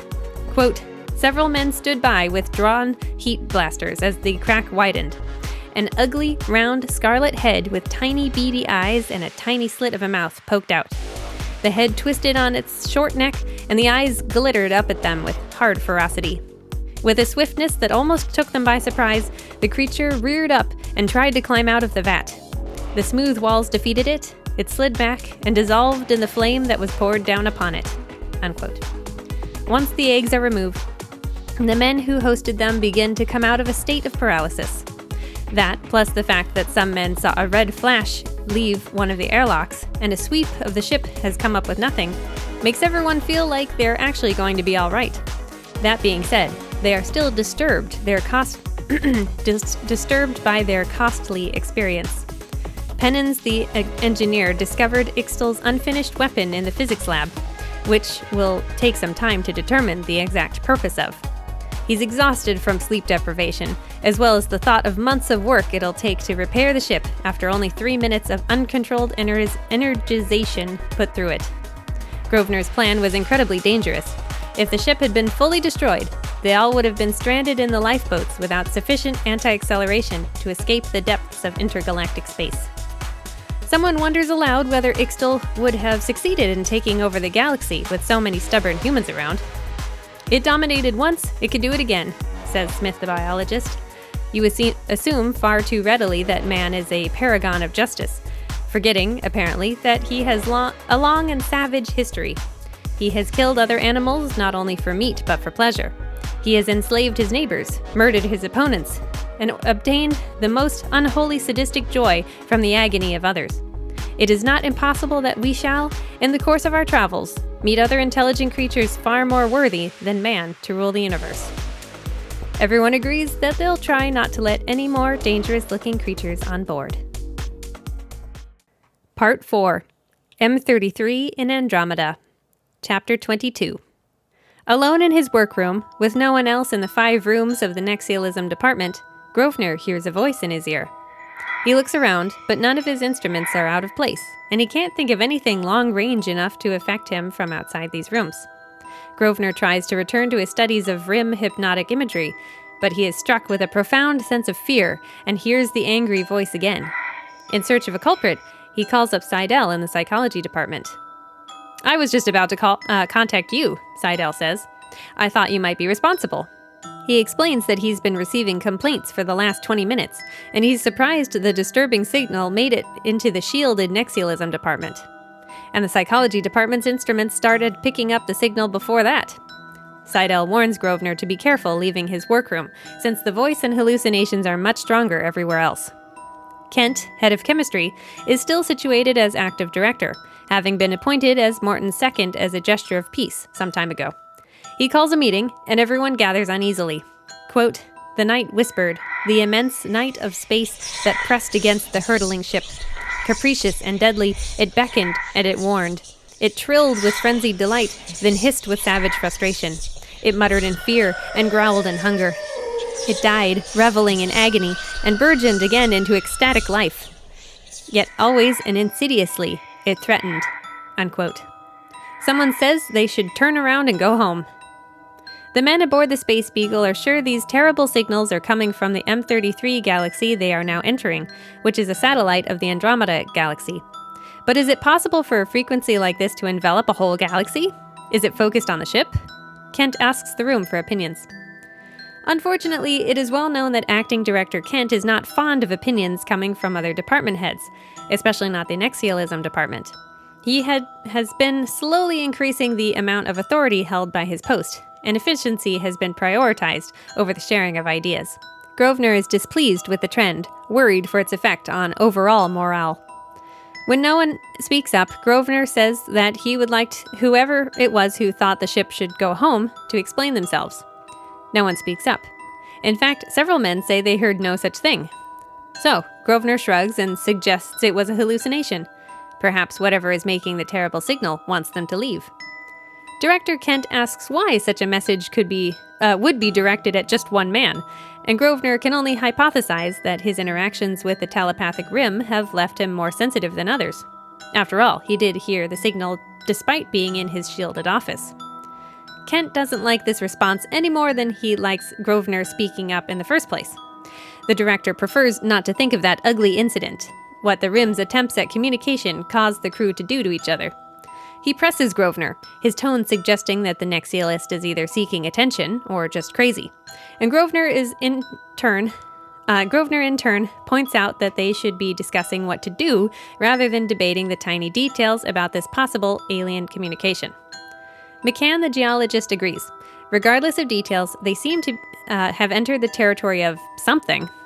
Director Kent hesitates, but moves on to prioritizing this point.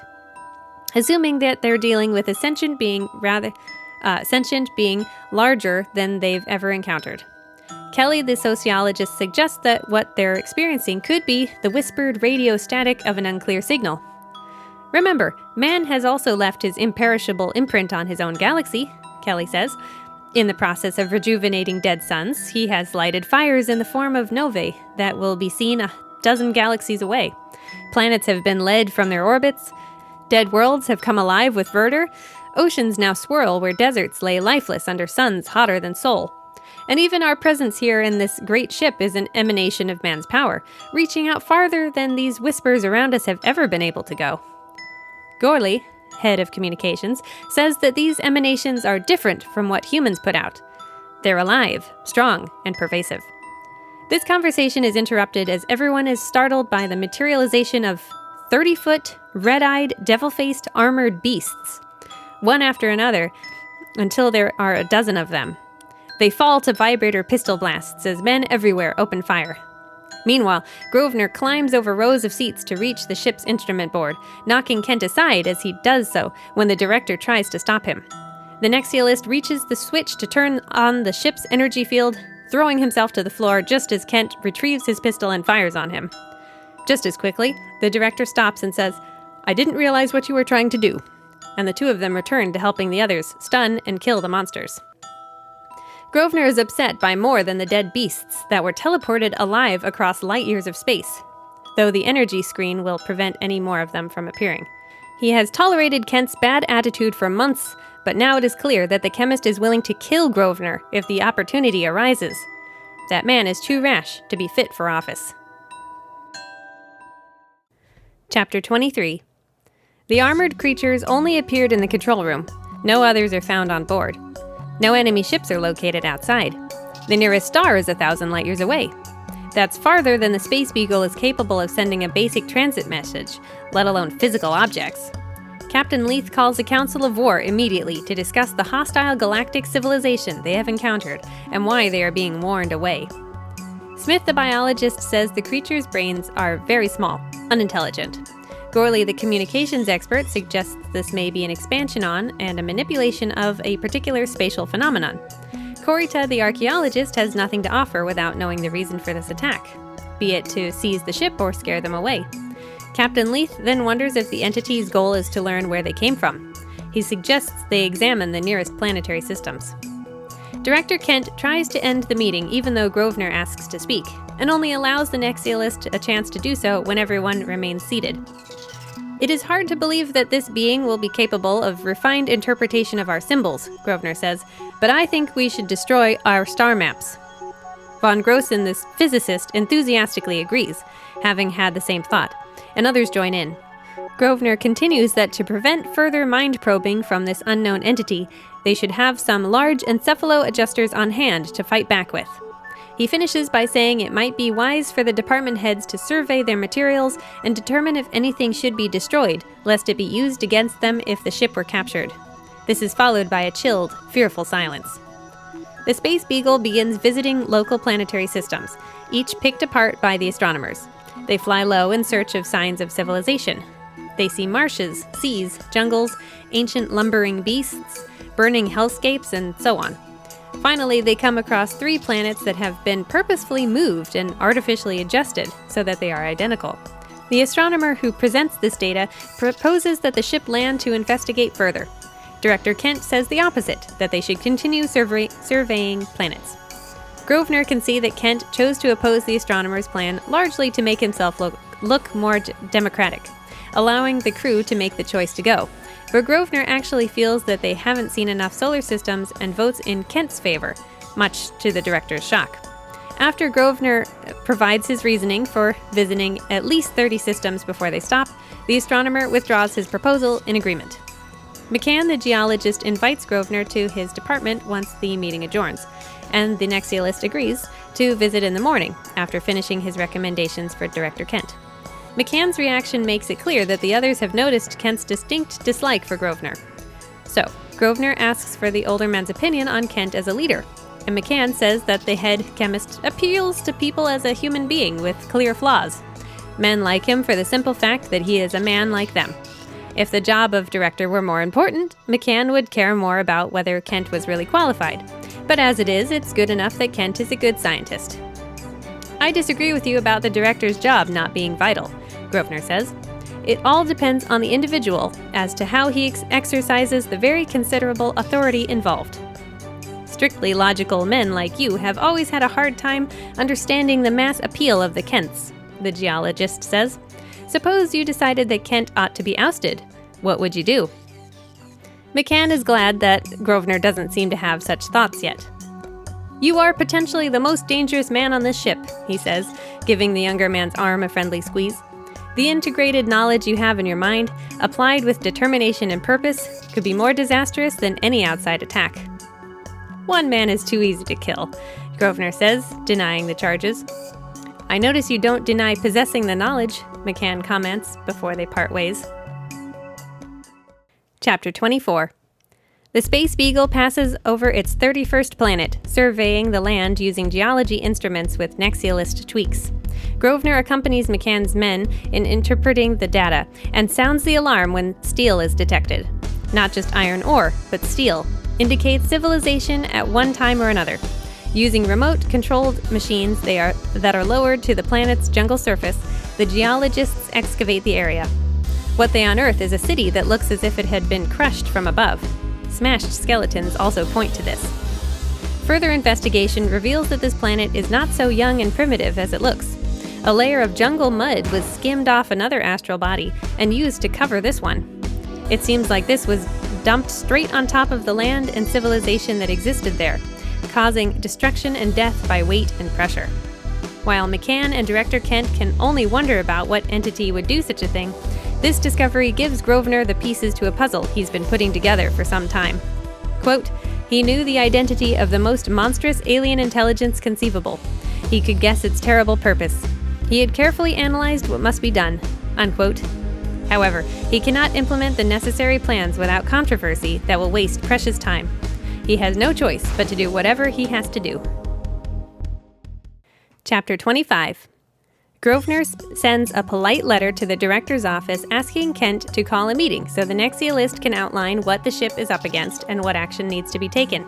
The next day, he gets a letter back saying he should fill out the attached form, expressing surprise that he had not done so properly already. So, Grosvenor fills out the form. Quote, he only listed the evidence. He did not interpret it, nor did he offer his solution. Under the heading Recommendations, he wrote, the conclusion will be instantly obvious to any qualified person.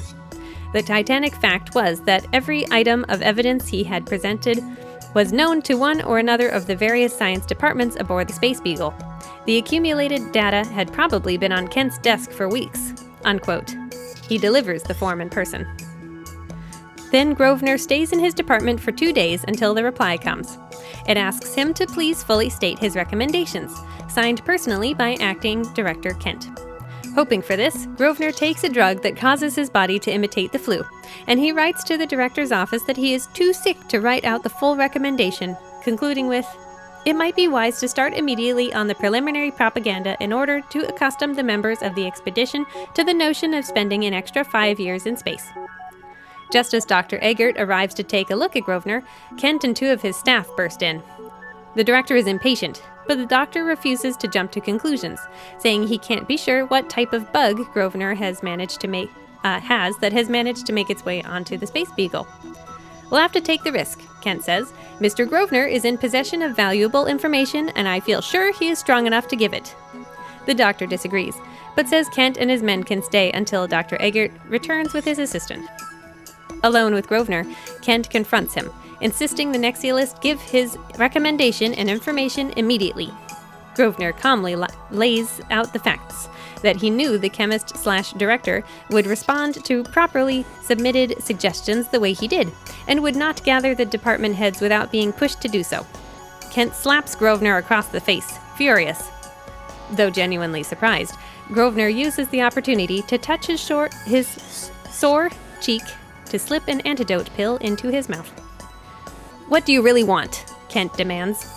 And Grosvenor requests that the men be told that they will have to stay in space for 5 years longer than planned due to the alien entity they have encountered. Once that has been announced, he will explain further. Though Kent continues to push back, Grosvenor points out that the director's presence indicates he believes there is some merit to the Nexialists' plan. Kent's henchmen, on the other hand, aren't buying it and encourage Kent to squeeze Grosvenor. But when they try to lock the door, Grosvenor warns it will set off alarms. When they get close to put their hands on him, Grosvenor explains the electric shock weapon he has on him. When Kent loses patience and fires his vibrator gun on a low setting, it backfires and clings to his hand in electric agony due to wall plates in the room. Burned and tense, Kent leaves with his men. "This will cost you dearly," he snarls, when the others find out that one man is trying to force his ideas. Afterward, Grosvenor goes through the tiresome process of convincing the doctor he is no longer sick. They still recommend he stay in for a few days, and Grosvenor heartily agrees, knowing that, quote, the Nexialist department would be his fortress, unquote. An hour later, he receives word that he will speak to the gathered department heads via the communicator. When the time comes, Grosvenor tunes his communicator to the control room. He sees a room full of faces, and he knows that they see his face, 10 feet tall. "Gentlemen," he says, "about a week ago, I had enough evidence to justify this ship's taking action against the alien intelligence of this galaxy." That may seem like a tremendous statement, and it is an unfortunate fact that I can merely give you my interpretation of the available evidence. I cannot prove to everyone present that such a being does actually exist. Some of you will realize that my reasoning is sound. Others, lacking knowledge of certain sciences, will feel that the conclusions are distinctly controversial. I have racked my brain over the problem of how to convince you that my solution is the only safe one. Telling you what experiments I made happens to be one of the steps which it seems reasonable to take. Grosvenor diplomatically leaves out what he had to do to get a hearing, instead asking department heads to explain things. Gorley, Chief Communications Officer, explains a device activated when the density of dust outside the ship reaches a point where it could be dangerous to move through. Von Grossen, the physicist, says the composition of the dust is odd and changes too much when collected to determine its origin. When samples were analyzed by the biology, chemistry, and physics departments, it was found that the dust doesn't change significantly when introduced to the ship's atmosphere, to lab animals, or to people. What Grosvenor found was that when a dead lab animal was placed in air with the dust, there was a slightly increased electric charge. I suppose we're expected to jump to the conclusion that we're dealing with a nebular dust intelligence, someone says. That's too much for me to swallow. Privately, Grosvenor knows that he's asking the men to accept an even more far-fetched idea than that. Aloud, he expresses his disappointment in everyone for not seeing the point. And since they can't figure it out, it falls on Grosvenor to tell them. But then it will be up to a group vote whether they believe him enough to do what is necessary. Despite nasty comments from Director Kent, Grosvenor implores the gathered scientists to accept his proposed plan without having everything spelled out for them. There is simply no time for squabbling or going over every tiny piece of evidence to piece the picture together. Quickly, he summarizes the danger and what they are to do about it, just as quickly moving on to the next steps. Finding planets with iron to begin production on atomic torpedoes, launching those torpedoes randomly throughout this sector of space, then leaving and seeing if the entity makes chase. They will then spend their time making sure they don't lead the malicious force back to their home sun Sol or the Milky Way galaxy. It will take 5 Earth years, or 3 in star time. As a quick note, I think it's interesting that pretty much all sci-fi authors refer to Earth's sun as Sol. It's a nice bit of consistency. Reactions are mixed. Some scientists are hesitant to spend so much time working on something with so little obvious payoff. How will they know it's working? Others point out that they may be partially at fault for not attending any Nexialism lectures and learning what Grosvenor eagerly wants to teach them. The timetable for the project is daunting. Director Kent feels that he is close to triumphing and calls a vote. Not a single person is in favor of Grosvenor's plan, some saying they want time to think about it. When another vote is called for those definitely against the plan, all but 3 hands are raised. Only Corita the archaeologist, McCann the geologist, and Von Grossen the physicist, and Captain Leith, are still open to it. "Captain, this is surely a moment when your constitutional right to take over the ship would apply. The danger is obvious." "Mr. Grosvenor," Leith replies, "that would be true if there were a visible enemy. As it is, I can act only on the advice of the scientific experts." "There is only one such expert aboard," Grosvenor says, disappointed and angry. "The others are a handful of amateurs who dabble around on the surface of things." Everyone is stunned by the remark, not only by its cruelty and frankness, but by Grosvenor's uncharacteristic use of meanness. Only Kent is pleased. "Well, gentlemen, we now have Mr. Grosvenor's true opinion of us," he says. Some of his supporters push for Kent to punish such insolence. "That's right," Grosvenor says. "Stand up for your rights. The whole universe is in deadly danger, but your sense of dignity must be maintained." A few more people speak, including Kurita, who expresses disappointment in Grosvenor for saying such things. However, Grosvenor is steeled against such remarks. Having done all he can and still been turned away by the men's hesitance to spend 5 more years in space, the time has come for an ultimatum. Grosvenor tells them that tomorrow afternoon he will take control of the ship, and there's nothing they can do to stop him. Chapter 26. After the meeting, McCann, the geologist, comes to visit the Nexialism department, though he calls first to make sure he won't set off any booby traps. "Suppose I came with the secret intention of assassinating you?" he asks.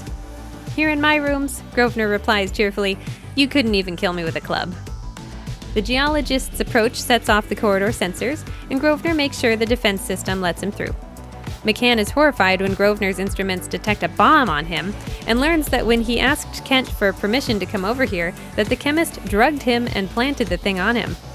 The bomb is disposed of, and McCann is badly shaken. Any trust he had in Kent's ability to lead, now gone. The bomb is followed by an attack on the department that the two men watch via view screens.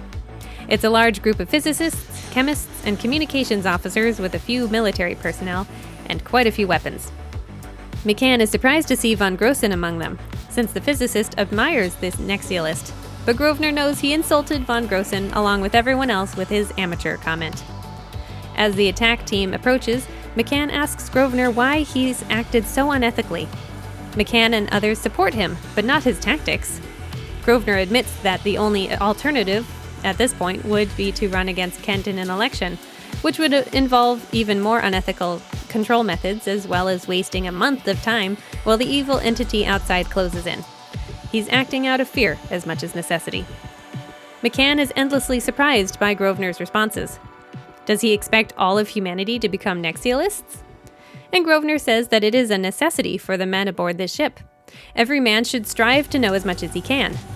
After meeting Kurita the archaeologist, Grosvenor began to wonder if it was possible to break the civilization cycle, to elevate mankind beyond constant growth and decay that is constant across races and blood relations. Just then, McCann realizes they haven't heard from their attackers yet, and he goes to see what's happening. The men are all on their knees. "They're trying to keep from falling through the floor," Grosvenor says with a hint of pleasure. Having had more time to work in preparation for this situation than he did with the Pussycat or the Scarlet Monster, he's been able to rig up a myriad of devices, traps, and tricks that include particle destabilizers. Chapter 27. The tricks continue. To get over the floor that seems to be collapsing, the attackers bring in hover sleds to carry their weapons, but are repelled by magnetic walls around the Nexialism department. When they try to use a blaster on the door, some instruments Grosvenor set up change the heat process in the device and freeze the blaster itself. Not wanting the attackers to hurt themselves, Grosvenor shows McCann a device with 25 rows of 25 keys that uses crystals to influence the human mind. He produces sounds that make McCann picture a rousing political rally or feel as sleepy as a child at bedtime. The two men put on headsets to protect themselves, and a bell sound is played through the corridors on a loop, sending the attackers to sleep. Then Grosvenor invites McCann to accompany him past the hundreds of sleeping men throughout the ship, down to the engine room to install a circuit breaker in the main system of the ship. It astounds McCann that people are so helpless. The next day, Grosvenor is still considered the enemy, so he flips a switch and sets the lights to flashing in a rim-style pattern. Everyone on board is quickly hypnotized and fed feelings of courage, sacrifice, duty, and time passing quickly. They are given a cue word that they will respond to, then induced amnesia that will prevent them from remembering the hypnotism. Grosvenor then removes the circuit breaker, wakes everyone up, and withdraws his ultimatum, simply asking for a meeting. The change of minds has already taken place, and everyone, even Kent, begrudgingly, admits what has to be done. Quote, "The great battle between man and alien was about to begin." Unquote. Chapter 28. Here's what the text says. The Anubis existed in an immense, suffused, formless state spread through all the space of the second galaxy. It writhed a little, feebly, in a billion portions of its body, shrinking with automatic adjustment away from the destroying heat and radiation of 200 billion blazing suns. But it pressed tightly down against the myriad planets and strained with a feverish, insatiable hunger around the quadrillion tingling points where were dying the animals that gave it life. It was not enough. The dread knowledge of an imminent starvation seeped to the farthest reaches of its body. Through all the countless, tenuous cells of its structure came messages from near and far, proclaiming that there was not enough food. For long now, the cells had had to do with less. Slowly, the Anubis had come to realize that it was either too big or too small. It had made a fatal mistake in growing with such abandon during its early days. In those years, the future had seemed limitless. The galactic space, where its form could wax ever huger, had appeared of endless extent. It had expanded with all the vaunting, joyous excitement of a low-born organism grown conscious of stupendous destiny. It was low-born. In the dim beginning, it had been only gas oozing from a mist-covered swamp. It was an odorless, tasteless, colorless gas, yet somehow, someway, a dynamic combination was struck, and there was life. At first it was nothing but a puff of invisible mist. Ardently, it darted over the muddy waters that had spawned it, twisting, diving, pursuing incessantly, and with a gathering alertness, a gathering need, striving to be present while something, anything, was being killed. For the death of others was its life. Not for it was the knowledge that the process by which it survived was one of the most intricate that had ever been produced by a natural life chemistry. Its interest was in pleasure and exhilaration, not in information. What a joy it felt when it was able to swoop over two insects as they buzzed in a furious death struggle, envelop them, and wait, trembling in every gassy atom, for the life force of the defeated to spray with tingling effect against its own insubstantial elements. The entity learned the life and death patterns of every animal and insect, sometimes acting as a breeze to blow them to their doom.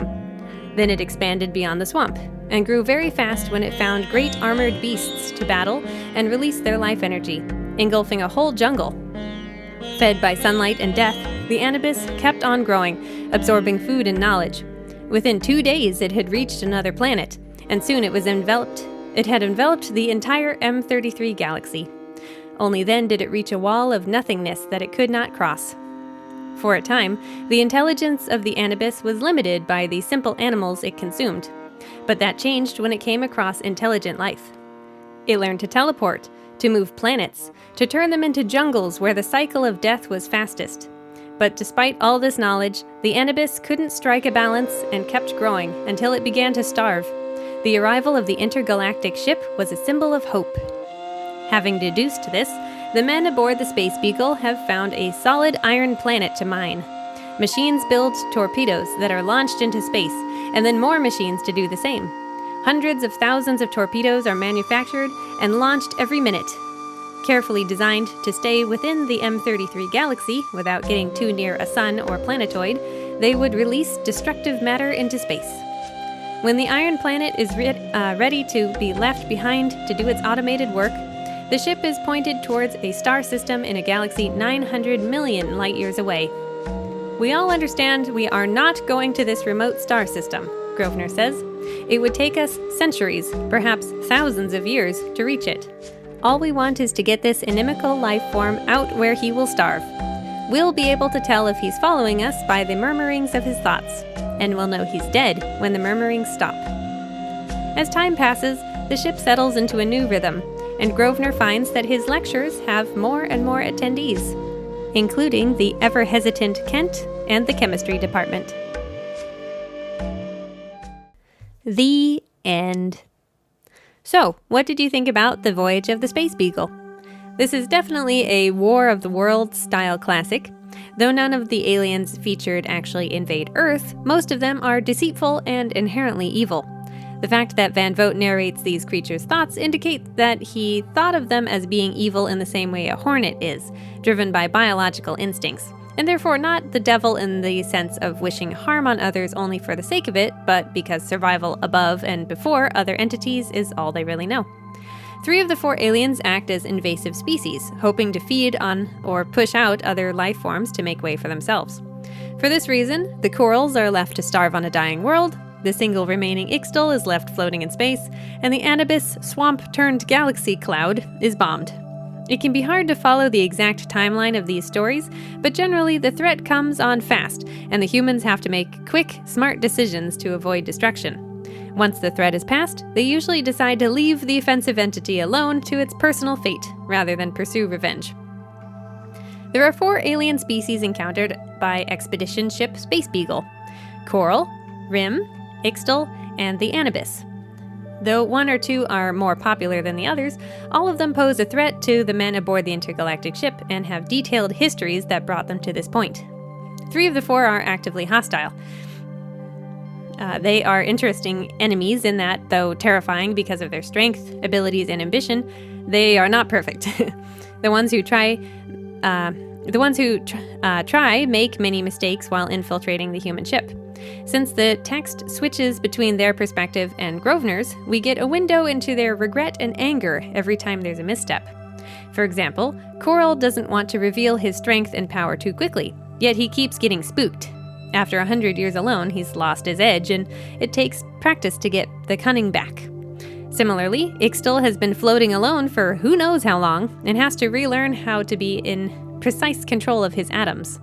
The 2 are easy to dislike for their very simplistic, villainous motive to dominate another world, or the whole universe, but they're sympathetic in their bumbling attempts to do so. Their plans to find the humans' home planet or galaxy aren't perfectly laid out, nor perfectly executed. The Anubis behaves similarly, though we get less time with it than the others, in that it wants to use the Space Beagle to reach another galaxy and further expand, but isn't quite smart enough to do anything but try to scare the humans into running home so it can follow, not realizing they might mislead it. It actually reminds me of the carnivorous swamp matter from the short film called The Raft, based on Stephen King's short story. In a different way, the planet of Rim makes a lot of mistakes, bungling their attempt to make friendly contact and stimulating human brains in a way that induces violent hallucinations. Moving on, what do these creatures look like?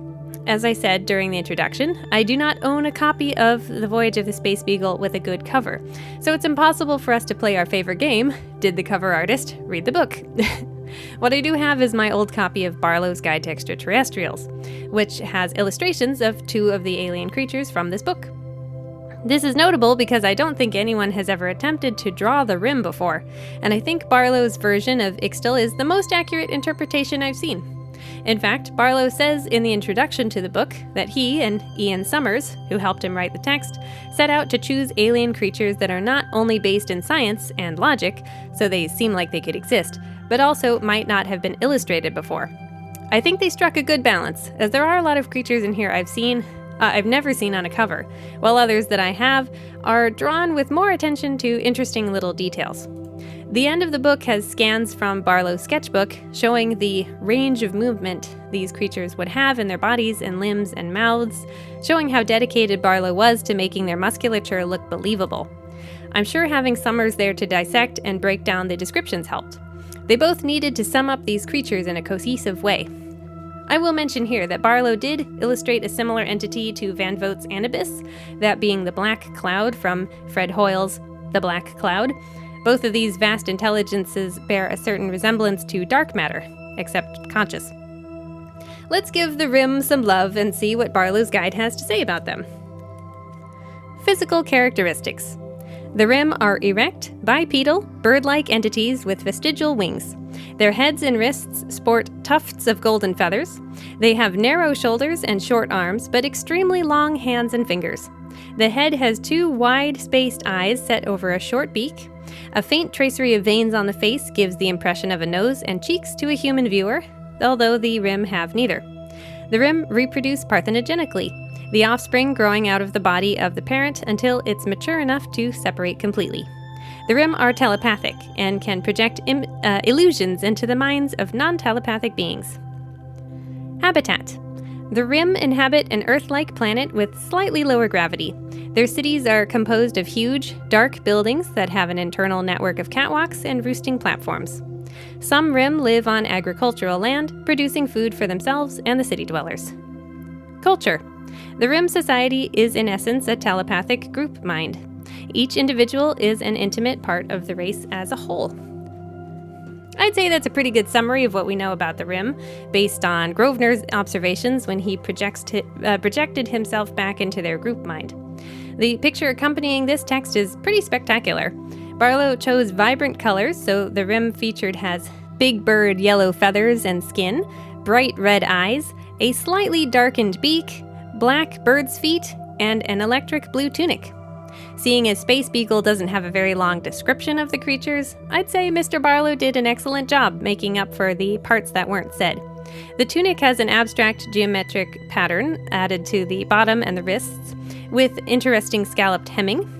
I think maybe in the book it would be a bit longer because their feet aren't really mentioned.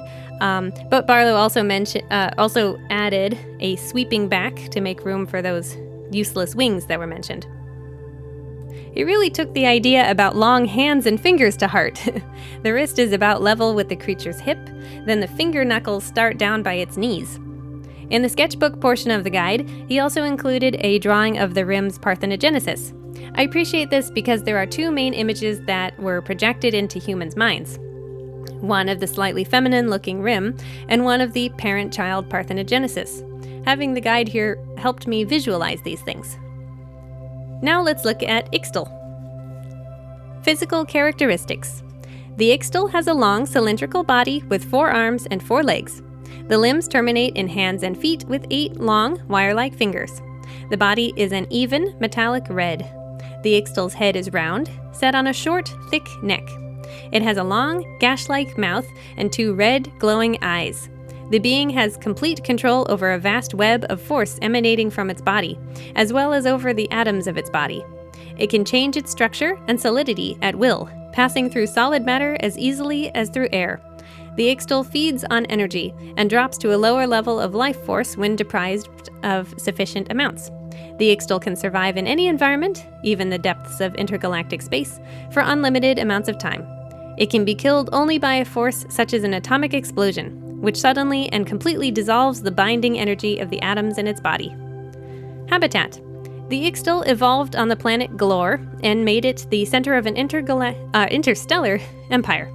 Billions of years ago, Glor was destroyed by a massive atomic attack, and only one of the Ixtal is known to have survived.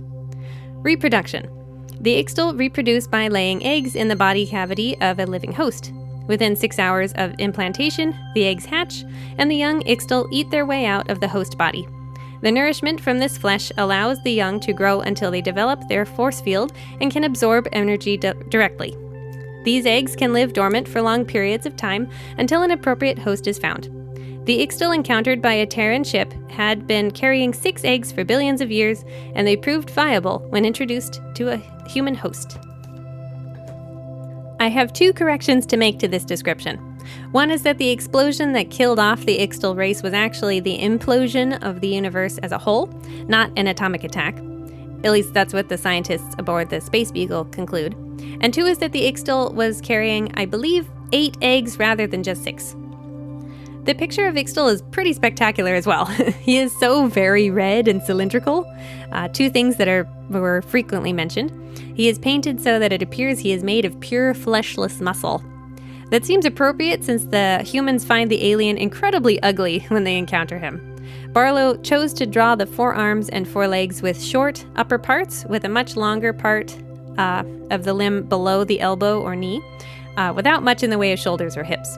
They fan out from the body symmetrically, rather than being stacked on top of each other. Each ends in an arrow-shaped palm, with the 8 wire-like fingers extending out. The very round head with its slit of a mouth and flat, glowing red eyes, sits on a thick, wrinkled neck. The only critique I have is that in Chapter 21 it is mentioned that Ixtal's fingers are black.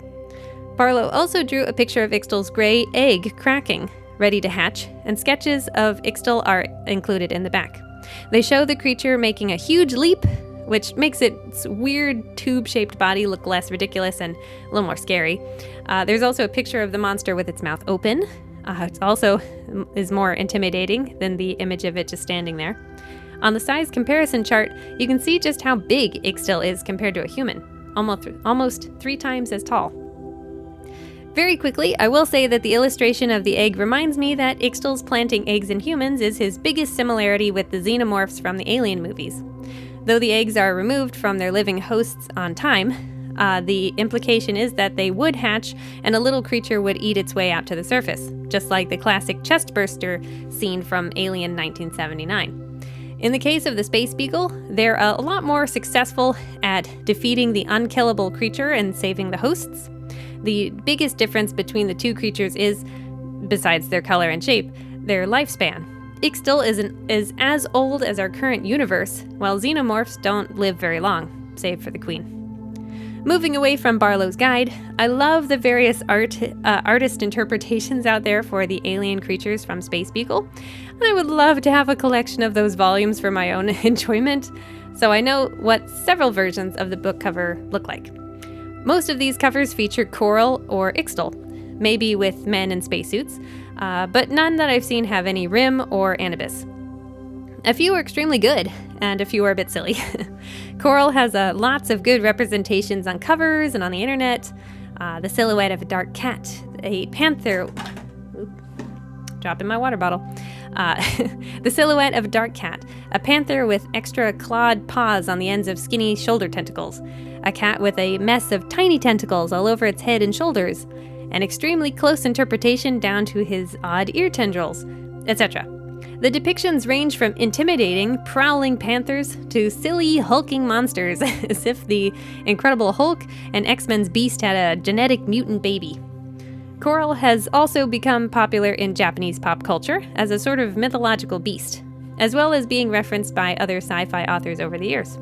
The most notable appearances are in Dirty Pair and Final Fantasy. The animated series Dirty Pair, based on books and so on, is about 2 sexy agents of chaos who go on Charlie's Angels-style missions around the galaxy, sometimes with their sidekick, Coral, in tow. This version of Coral is really fun. He looks like a black panther with 2 shoulder tentacles and curly ears. The Final Fantasy video games also have a coral creature that looks like a spotted cat, somewhere between a cheetah and a panther, with dragon-like whiskers that flow back into appendages similar to a feather or a tentacle. These whiskers are on their face, not on their shoulders. Ixtal, on the other hand, looks really different in every illustration I've seen. One version makes him look like a red dragon with 4 legs and 4 arms with long, skinny, goofy fingers. Another is quite scary and slightly impressionistic, the red creature holding many tiny humans in its hands. A Japanese cover I see pop up has something that's like a cross between a monkey and a big cat that actually looks pretty similar to the illustration from Barlowe's guide. The main differences are its cat ears, bigger eyes with pupils, and the way its limbs are articulated. Though all 4 arms have those wire-like fingers, the top 2 arms seem a bit more like tentacles, while the lower arms have normal shoulders and elbows. It is my new mission in life to get my hands on a copy of this book. It is called Uchu Kaiju Zone, or Alien Monster Zone, and is volume 5 of the SF Gaikoku Shirizu, or SF Foreign Series. Even searching in Japanese, the most detailed pictures of it I've found were posted by Twitter user Rokusen Suzumedai, which apparently means damselfish. Their post includes a picture of the book open to a page with an illustration of Coral and some of the text.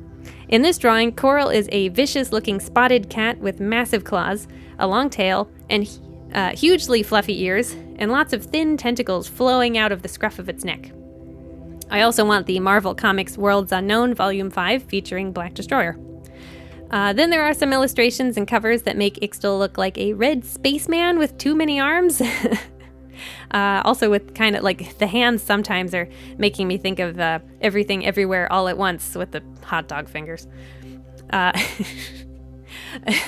particularly goofy one gives him a big smile, primate abs, and glowing eyes.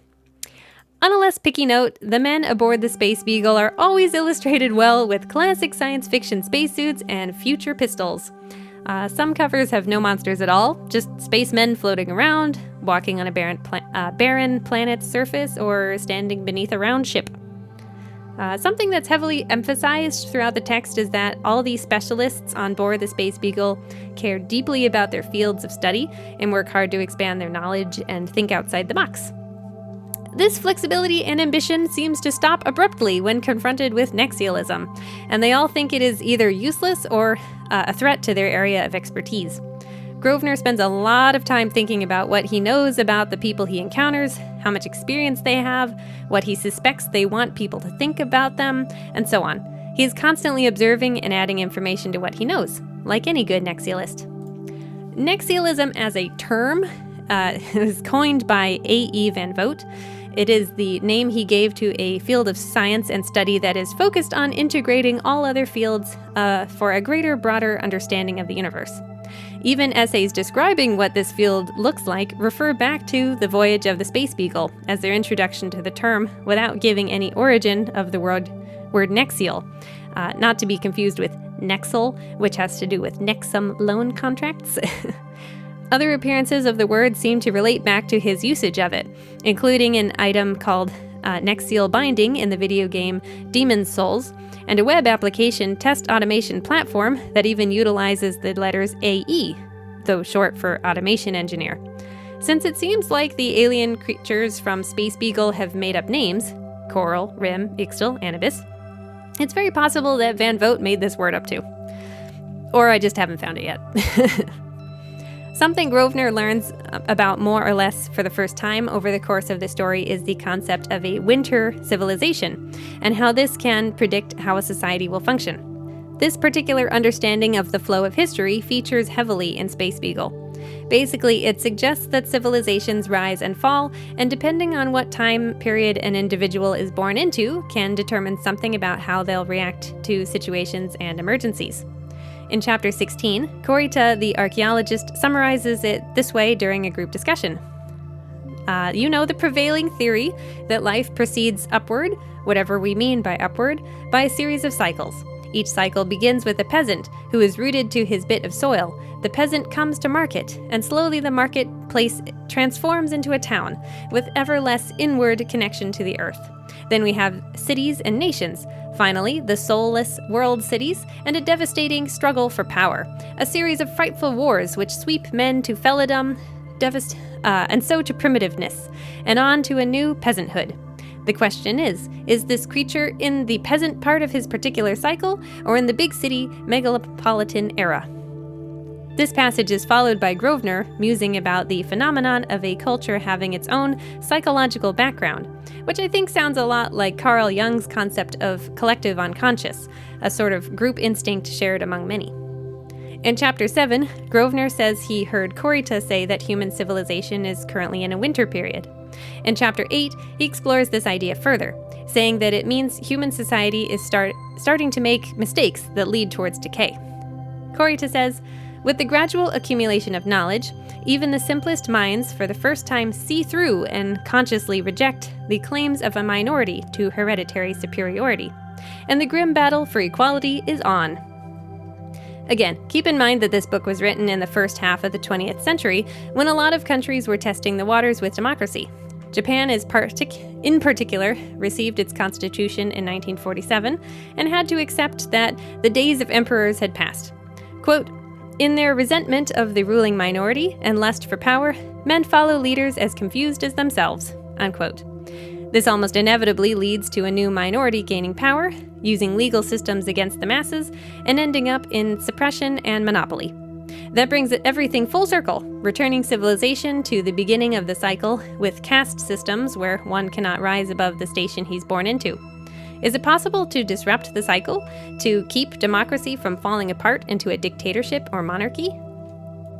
These ideas come from philosophers like Friedrich Nietzsche or Oswald Spengler that relate to the idea of a philosophical zombie, a human being who acts only on pre-programmed behavioral patterns.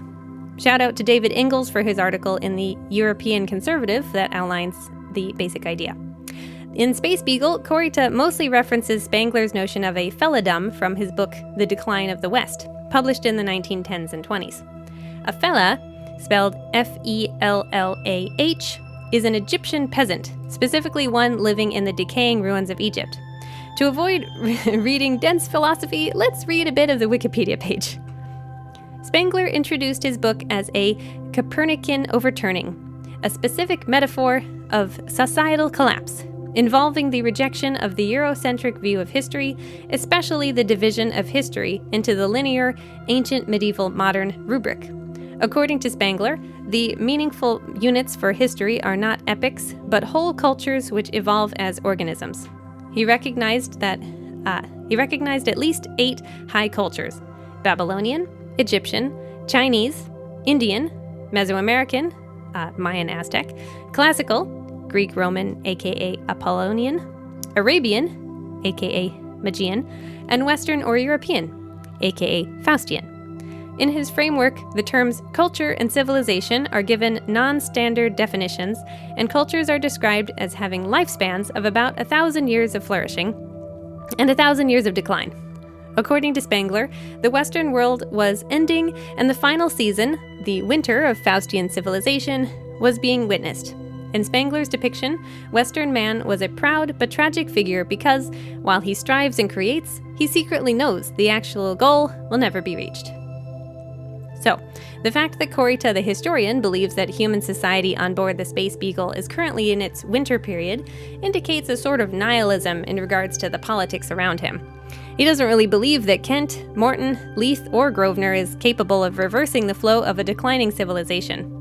It's unclear whether he thinks humanity as a whole is in decline, or if ships like this one are simply at a disadvantage by starting out on their missions with democracy already loaded. By the end, when even Kent, the stubborn, violent chemist, is showing up to Nexialist lectures, it seems like the key might be Nexialism itself, teaching everyone to have a top-down perspective on science as a whole. The rise and fall of civilization concept is explored with each of the aliens encountered during the story, with characters asking the archaeologist for an opinion to see how their enemy will react to things. Please note that this does not fully apply to a starving, galaxy-sized swamp cloud.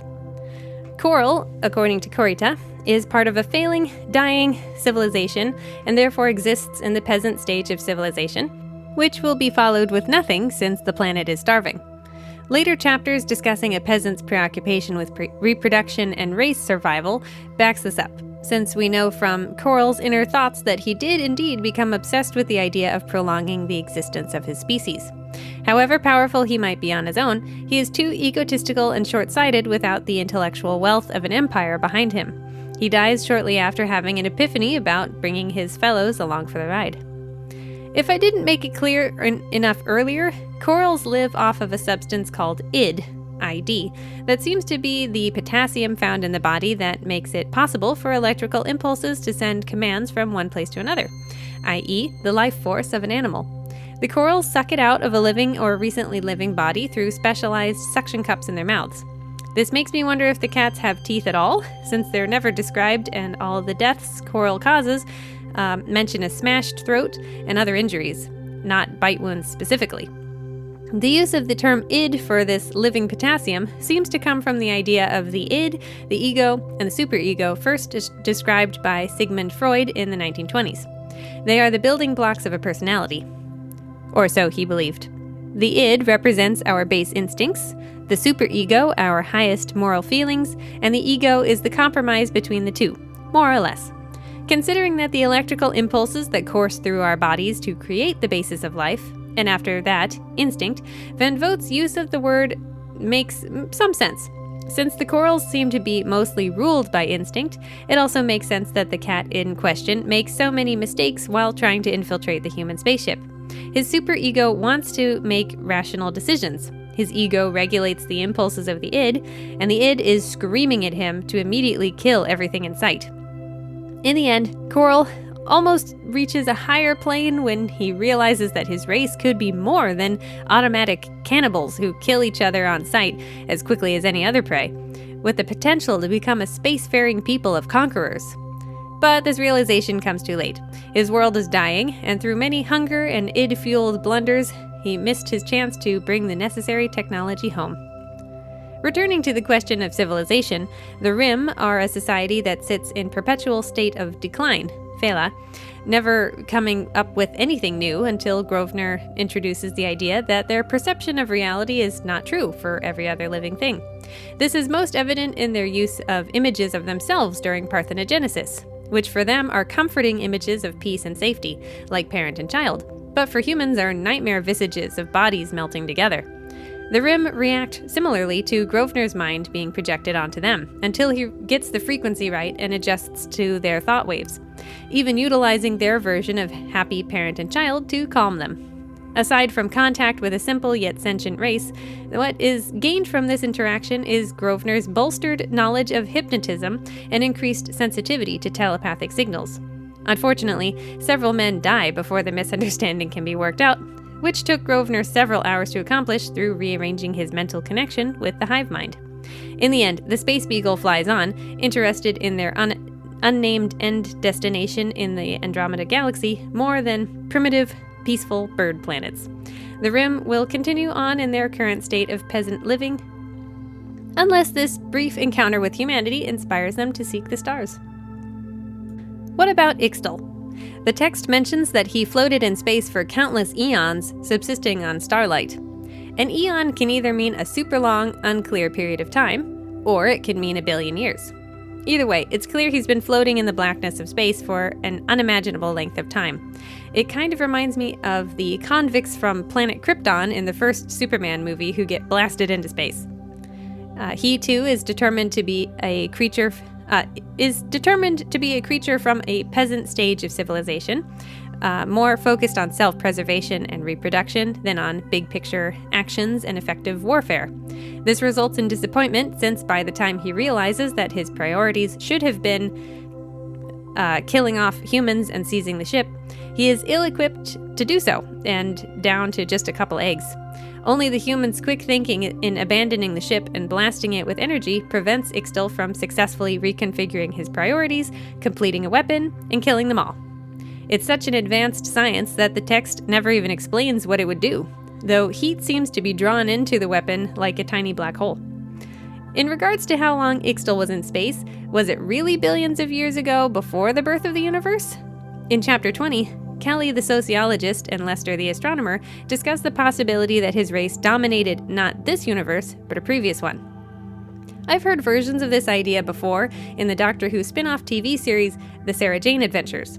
In one episode, the characters are influenced by their astrological signs through a sort of magic and rhythm from a previous universe, making it impossible to fight off since that power does not adhere to the rules of this universe. The key to defeating their foe is a boy who was artificially grown and therefore has no true birthday within the astrological calendar. In Space Beagle, a similar theory is put forth, and as far as I can tell, it is based on the concept of eternal return or eternal recurrence. There are a lot of theories like this one that are similar or related to the Big Bang Theory, so let me break them down a little.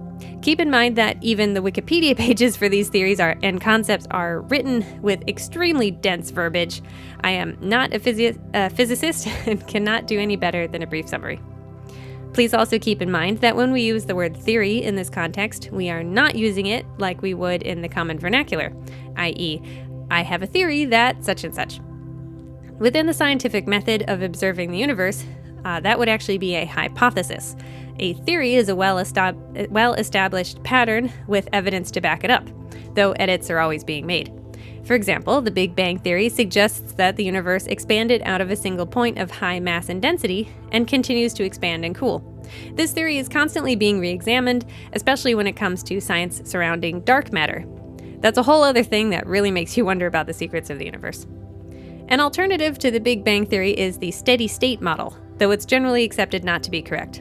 This version says basically the opposite, that the universe has pretty much always existed exactly as it is, without expanding or aging.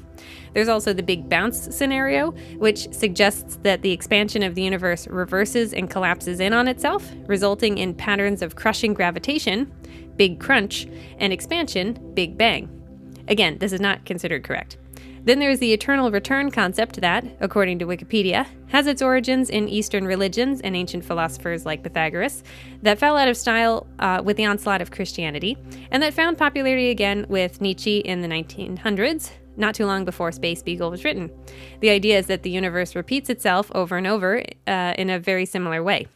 Van Vogt seemed to have combined the Big Crunch scenario with the eternal return concept, resulting in a fictional scientific community that believes the universe collapses, explodes, and rebuilds over the course of billions of years. Somehow, Ixtal blew so far away from the actual explosion that he survived the rebirth of the universe in the depths of space, a near immortal feeding off distant starlight, living only for the sake of the eggs he carries. This mirrors how Van Vogt writes about civilization's constant rise and fall and cycles of expansion and collapse. Something that's never really talked about is what expedition ship Space Beagle's mission is. After the telepathic incident with the Rim bird people, there's some discussion about the fact that the ship has a long way to go, but there's no talk about what they actually plan to do when they reach the Andromeda galaxy. I can therefore only assume their goal is to fly around for a while and see what they find. The technology in this story is pretty amusing. I always struggle with whether to mention technology in these episodes, but there is a fascinating mix of new and old when you read vintage science fiction, because it was written at a time when the author knew about some types of technology, had guesses about others coming down the pipeline, and made up anything that they thought would exist hundreds of years in the future. Every author has their own way of handling this. For example, in the last episode we covered superluminal, which is all about faster-than-light travel using dimension hopping. Space travel is pretty much normalized, and people have all sorts of communication implants in their heads, yet there are still people like Radu who are reliant on what are essentially payphones. There's no in-between like a cell phone. You either have implants or you use a thing built into the wall. Other stories I've read feature a lot of paperwork on actual paper in the future, even though you would think everything would be digital simply to save space in spaceships. I really noticed this while reading the Sector General series by James White. In Space Beagle, this manifests itself through things like the bulletin board or Grosvenor calling different departments on the phone. At the same time, there are some impressive pieces of technology like video phones and floor-to-ceiling TV screens. The most notable pieces of technology in Space Beagle, aside from Grosvenor's Nexialist hypnotizing education instruments and mind control contraptions, is the atomic engine and the anti-accelerator drive. I could also mention the vibrator guns, which seem to cause atoms to vibrate in the air and thus create blaster beams, but that's pretty much all I have to say about them. Clearly, we're talking about an extremely advanced civilization that is capable of producing portable atomic cannons. Anyway, in Chapter 27, we get a full explanation for how the anti-acceleration drive works. The name makes it sound like the opposite of a typical light-speed jump drive from other science fiction, so it's interesting to dwell on. A lot of books don't actually explain how the jump drive works, simply accepting that the reader will be familiar with the concept of a ship that can make hyperspeed jumps to shorten trips across many light years. You see it in obscure titles like The Web of the Chosen, as well as big ones like Star Wars. Here is what the text says about Van Vogt's version. D-gravity rafts operated on the same principle as the anti-acceleration drive. The reaction that occurred in an object when inertia was overcome had been found on examination to be a molecular process, but it was not inherent in the structure of matter. An anti-acceleration field shifted electrons in their orbits slightly. This, in turn, created a molecular tension, resulting in a small, though all-embracing, rearrangement. Matter so altered acted as if it were immune to the normal effects of speeding up or slowing down. A ship proceeding on anti-acceleration could stop short in mid-flight, even if it had been traveling at millions of miles a second. Speaking of technology and people who use it, what do you think of Grosvenor the Nexialist as a person? The book frequently asks the question, is Grosvenor an unethical manipulator? Several characters answer yes, because he uses his immense knowledge to stimulate literal and figurative mental pressure points that push people to do things. And although Grosvenor is willing to contemplate the question himself, he ultimately answers no, and continues because he feels that there is not just one ethical code for every situation. In Chapter 27, he says, people think a thing ethical or unethical depending on the associations that come to their minds at the moment, or while they're considering the problem in retrospect. That doesn't mean that no system of ethics has any validity. I personally subscribe to the principle that our ethical measuring rod should be that which benefits the greatest number, provided that it doesn't include extermination or torture of, or denial of rights to, individuals who do not conform. Society has to learn to salvage the man who is ill or ignorant. He acknowledges that he can be held accountable at the end of the voyage, even if he seems like a dictator taking over a democracy at the present moment. Unlike a normal civilization, this group of men's association with each other has an end in sight if they survive every danger they come across. Importantly, Grosvenor's ambition is not to replace Director Morton or Acting Director Kent. Rather, he wants to build little bridges where he can and blast apart harmful procedures where he must in order to keep the ship from falling into anarchical chaos. In the end, the solution to the winter civilization conundrum might be nexialism. If a key part of a society's decline is the public's awareness of equality, then nexialism might be the next step, showing individuals what it really means to be equal and to be true critical thinkers. At the end of the book, speaking to a room full of new students, he says this: "The problems which nexialism confronts are whole problems. Man has divided life and matter into separate compartments of knowledge and being. And, even though he sometimes uses words which indicate his awareness of that wholeness of nature, he continues to behave as if the one, changing universe has many separately functioning parts. The techniques we will discuss tonight will show how this disparity between reality and man's behavior can be overcome." As I said, Grosvenor's dedication to being a teacher rather than a political leader is important, I think. It points to Van Vogt's motives in writing the character this way. This is not a peasant to king story. Grosvenor exists outside the hierarchy due to his greater awareness of interconnectedness across all disciplines, and only takes control when it becomes clear the lives of everyone on board, or everyone in the galaxy or universe, might be in danger. He is still human and reacts as anyone does, defending himself from attack, but he is the most effective strategist on board. Grosvenor chooses when to speak up, when to retreat to his workroom, and when to act in everyone's interest. I can even see in here a little bit of an allegory for real-life scenarios when intelligent yet stubborn people can't stand to have the old ways questioned. Examples that come to mind would be school programs, social programs, and corporate structures.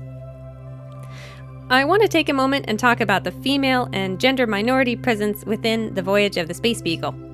This book decidedly takes itself out of the conversation of feminism, I'd say, though not on purpose. It was simply written at a time when there generally were no women along for expeditions like this. Cooks, secretaries, and medics were men, like everyone else, especially when referencing a ship that Charles Darwin would have been on long ago. And in this case, those men are given drugs that alleviate their need for sex and make them feel less lonely. No one ever mentions having a girlfriend or a wife back home. Just as Earth is barely talked about, women make zero appearances. They only come up once when Grosvenor sits with some young colleagues who want to talk about them. However, even though it's implied that the men talk about women in disparaging, misogynistic ways to get through an all-male journey, those conversations are not actually described. Grosvenor and his better colleagues say nothing when prompted to participate, choosing another, more relevant subject like politics. Grosvenor only goes for talk of girls when he wants to change the subject away from politics, which he considers to be more or less private. The story is all about the adventure, not the ladies back home. They aren't off to war. They're simply off to new lands. While I'm at it, the aliens' pronouns are he, it, and they. Though Ix still carries eggs, he thinks of himself as a he, like a seahorse. We get a lot of both his and Coral's inner monologues, thinking of themselves as capital I Ixtal and capital C Coral, then going back to all lowercase letters to talk about the species as a whole. Meanwhile, the anubis is a living swamp gas, so it stays in it, and the rim are a hive mind that will always be more they than he or she. Also, I'm not sure that they have genders when they parthenogenize. Van Vogt's innovation came instead from including a respectable Japanese character. Korita is an interesting addition to the story since the various parts of the Voyage of the Space Beagle were written between 1939 and 1950, at the height of Western dislike for Japanese people. It shows that Van Vogt was a forward-thinking man when it came to politics, aware that relationships between countries shift over centuries, and one day there would not be so much hostility towards this particular race of people. This seems to play into the rise and fall of civilization concepts that he injected into the book. On top of that, Kurita himself is carefully written. He shows up frequently because archaeology and history are considered an important part of understanding alien minds. He is thoughtful and articulate. The choice to make him the historian seems like a bit of a joke on Van Vogt's part. Of all the characters, the one from a culture known for making some poor historical choices is the one most aware of all other cultures' pitfalls. It also makes it clear why he can make frank observations like this about his own shipboard community. Kurita is also tall, which is interesting considering the stereotypes of the time. And the story never mentions if he has an accent, so presumably he doesn't. Just as some characters are heavyset or blue-eyed, he is Japanese, and that is all. And with that, we are done. What do you think I should cover in the future? Would you like to see more works that were included in Barlowe's guides? I'd love to talk about Delusion's Master, The King of Elfland's Daughter, Wild Seed, Ice Rigger, Strange Relations, and so many others that I don't even have copies of right now. Until next time, you can check out my Instagram to see what I might cover in the future. Don't forget to subscribe and comment with books you are never going to read, and click the bell notification on YouTube to get notified when I finally post the next episode. As always, care for the planet and it will care for you. Bye-bye, Earthlings.